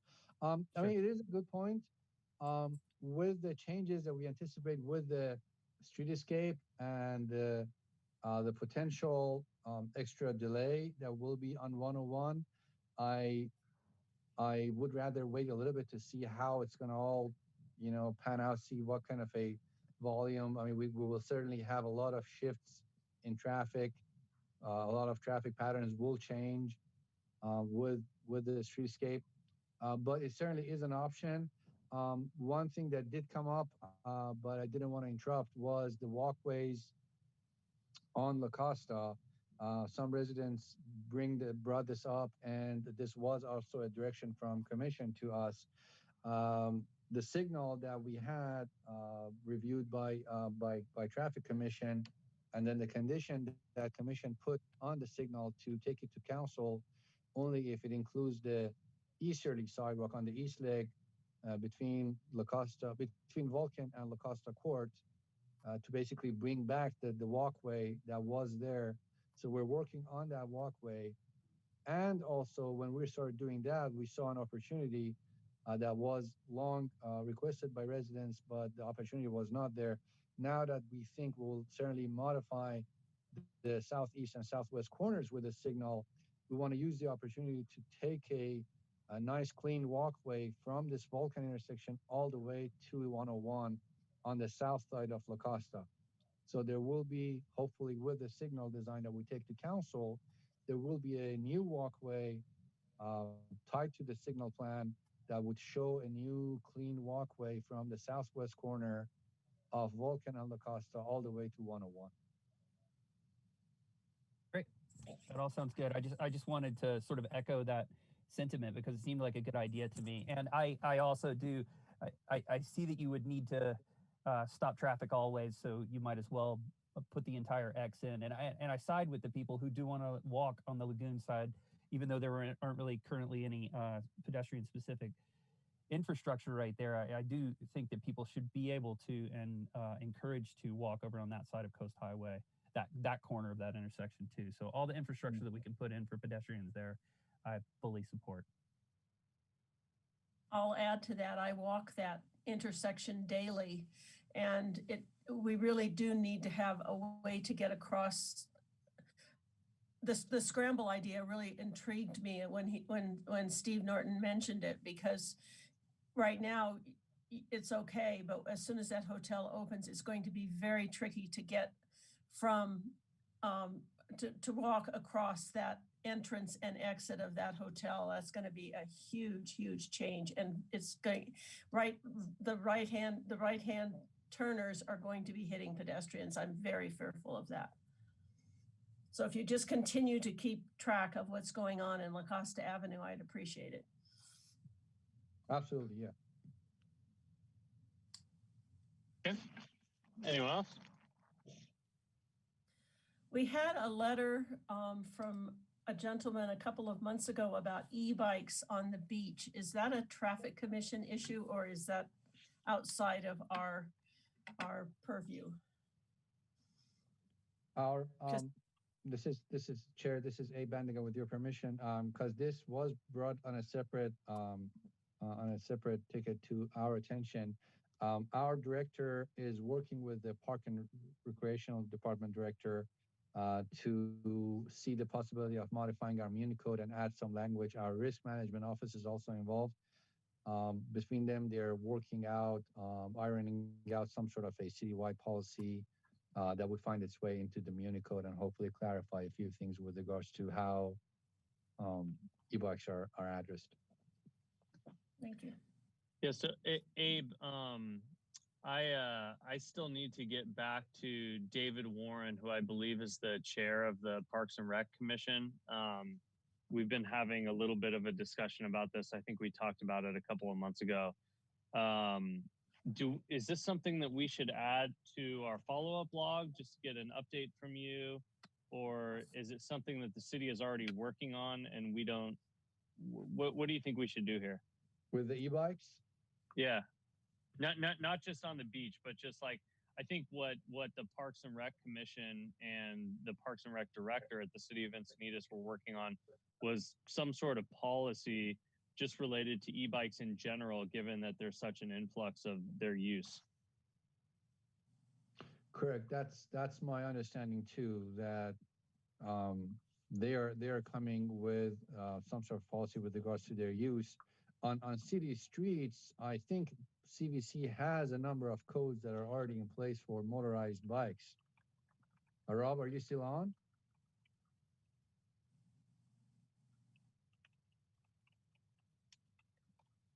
No, maybe he's not on. No. Yeah, he's not on. I don't see him. We can certainly make it a log item. Let's make it a log item. I see if I can gather more information and bring back an update commission on it. Okay, thank you, Ed.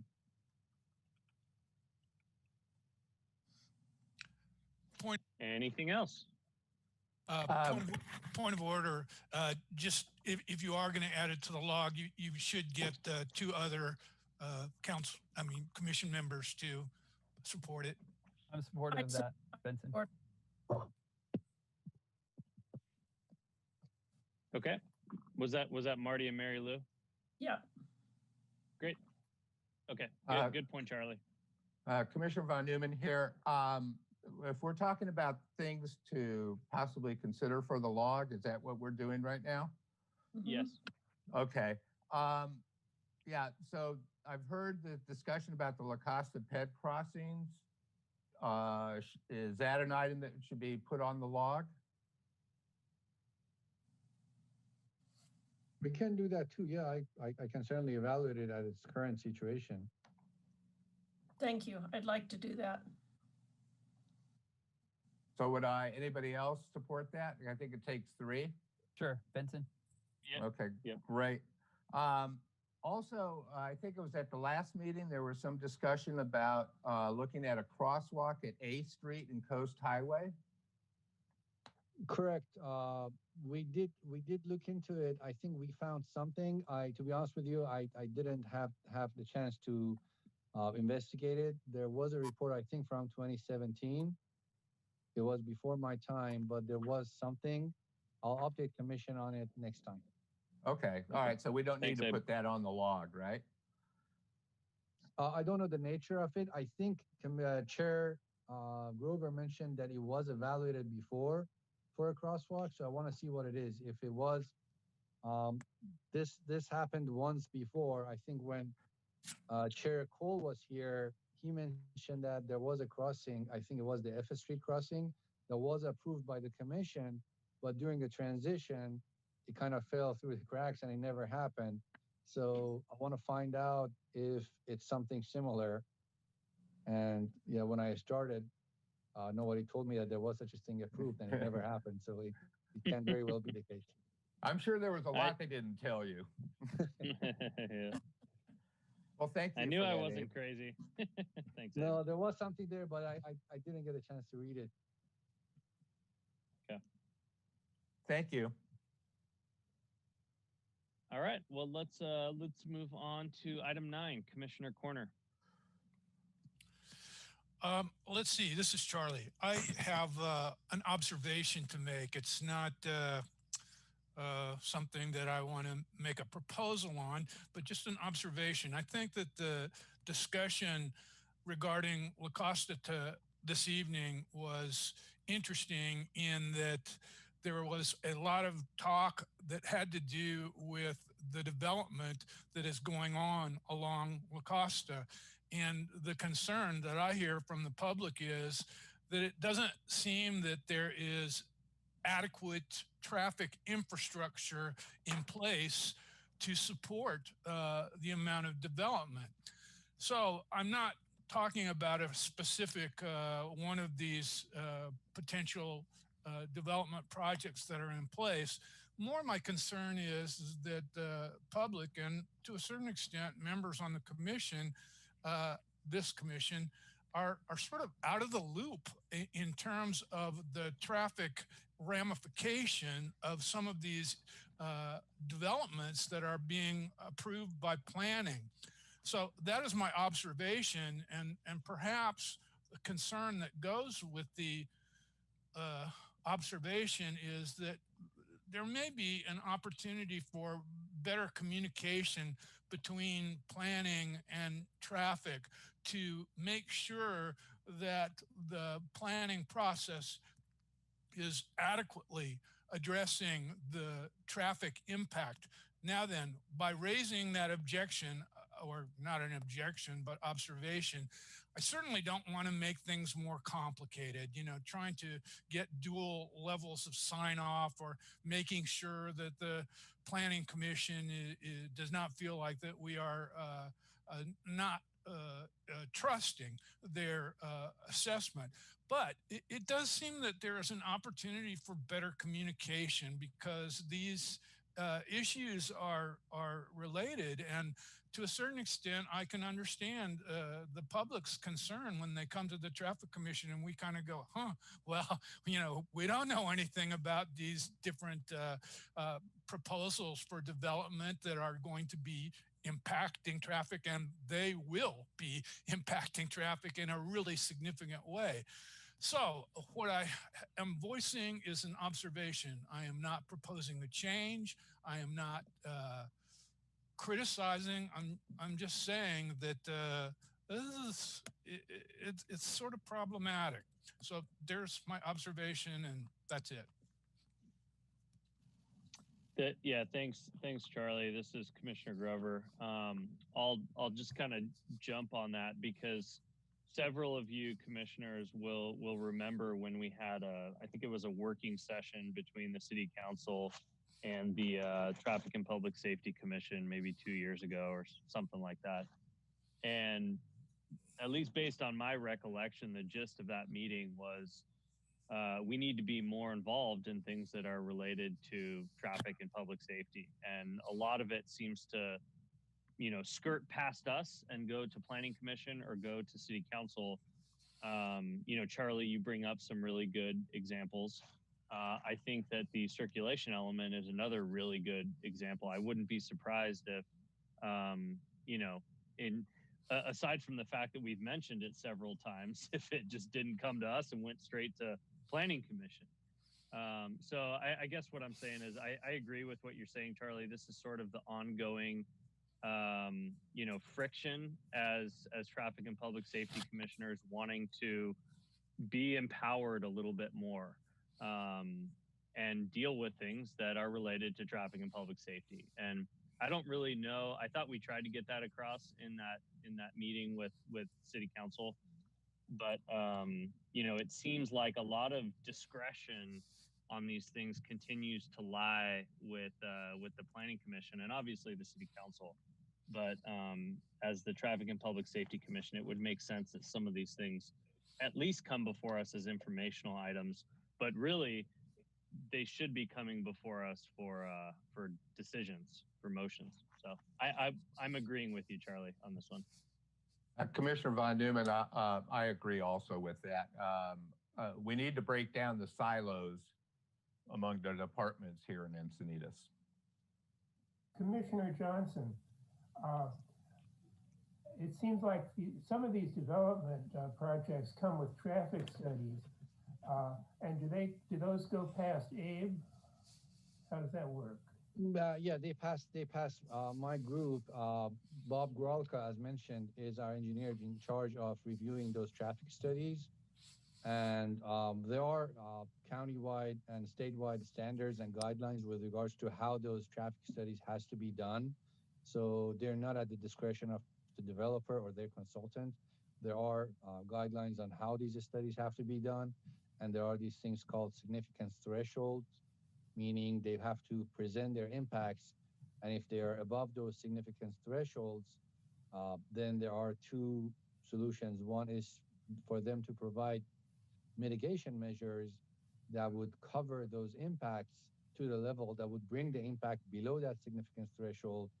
Or the next option would be to go for this thing called a statement of overriding consideration, where council would basically said, we are okay with this project being over the significance threshold because of these other situations. Case in point, many of these projects on La Costa, as you heard, the level of service is not very good. However, because of our housing situation and our housing element and the fact that we needed several of these projects, we would have to basically accept to live with it.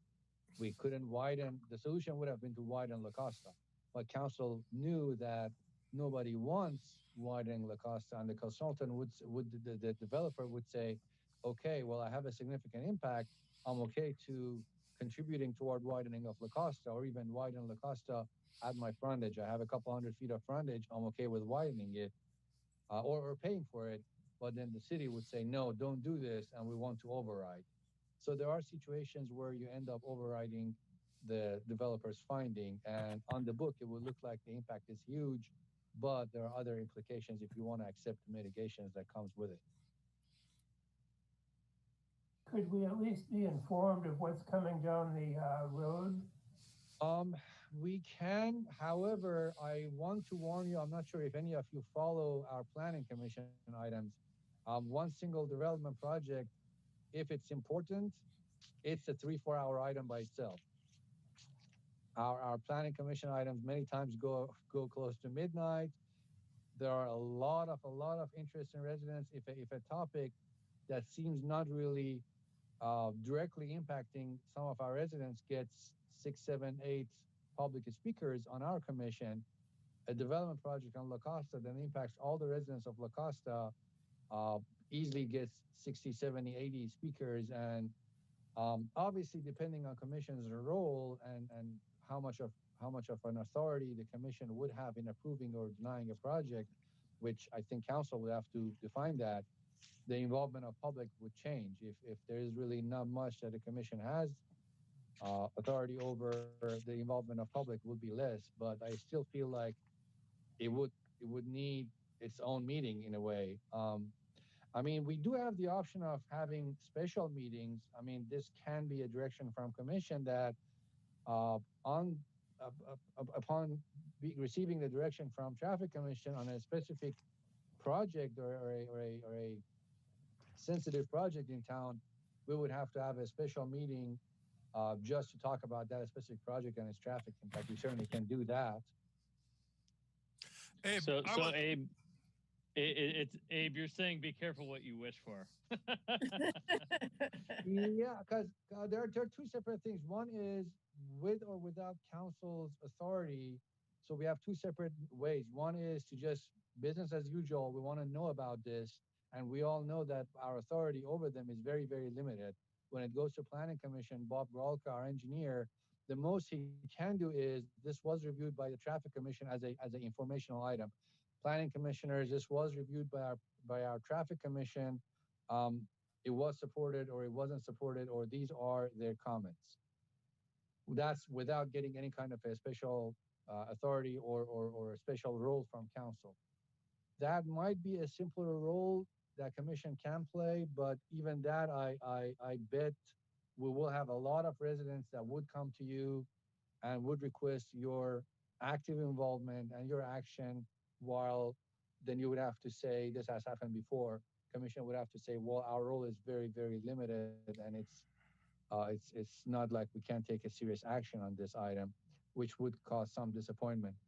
The second way, if we go and ask council for a certain role playing in this, then it certainly needs its own meetings and its own process. That's not something that I would want to take on during our regular traffic commission meetings. We have our own animals that we have to fight with. Abe, I want to make clear that my observation was not even remotely in the direction of option 2 that you just described. I am not asking for the traffic commission to be involved in the authorization of planning activities. And even item number 1, what you sort of outlined is probably more than I had envisioned.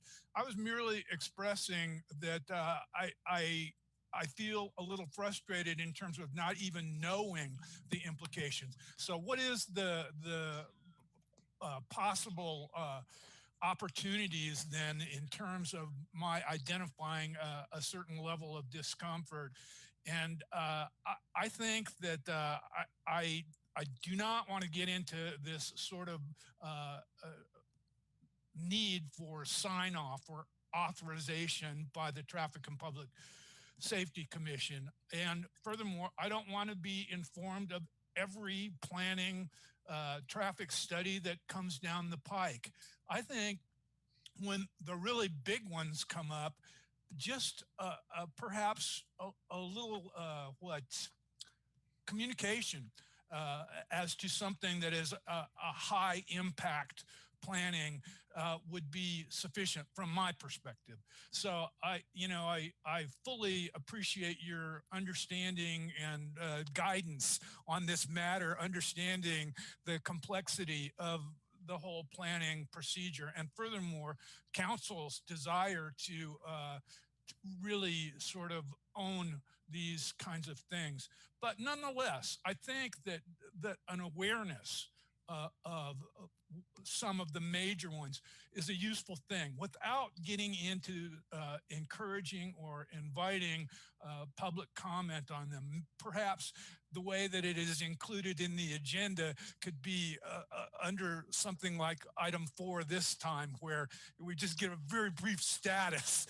It's not certainly something that's put on the agenda for discussion of endorsement by the commission. So don't, again, I was reluctant to even bring up this observation due to the fact that I understand the realities of it, and I don't want to make things more complicated. Yet at the same time, I think that having some knowledge of it is part of our responsibility when public comes to us and goes, well, wait a minute, I'm coming to you. You're the Traffic and Public Safety Commission, and you're just throwing up your hands and saying, oh, don't come to me. That's the planning. So anyways, I think that's totally doable. What I can do is when we're putting the agenda together, I can always go to Bob and ask Bob about sensitive topics, sensitive projects that are going on. If there is anything that the commission can benefit from knowing about the project or being a little involved, provide input at least when he's reviewing the project. Maybe commission can tell him that, hey, Bob, when you're evaluating the traffic impact of this project, be aware that there is this situation going on there, or investigate this for us, or some sort of an input and advice to Bob when he's reviewing these projects. I sure can ask him, or even myself. I mean, if I get the information from him, I can present it to commission. As you mentioned, it can be an addition to our item 4. Every now and then we have something that is special going on in town.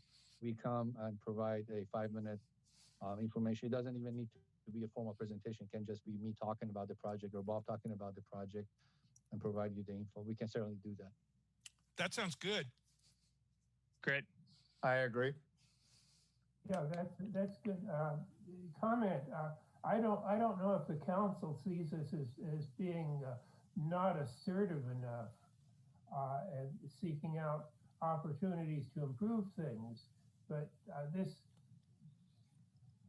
barrier between planning and traffic means that bad things happen without us knowing them.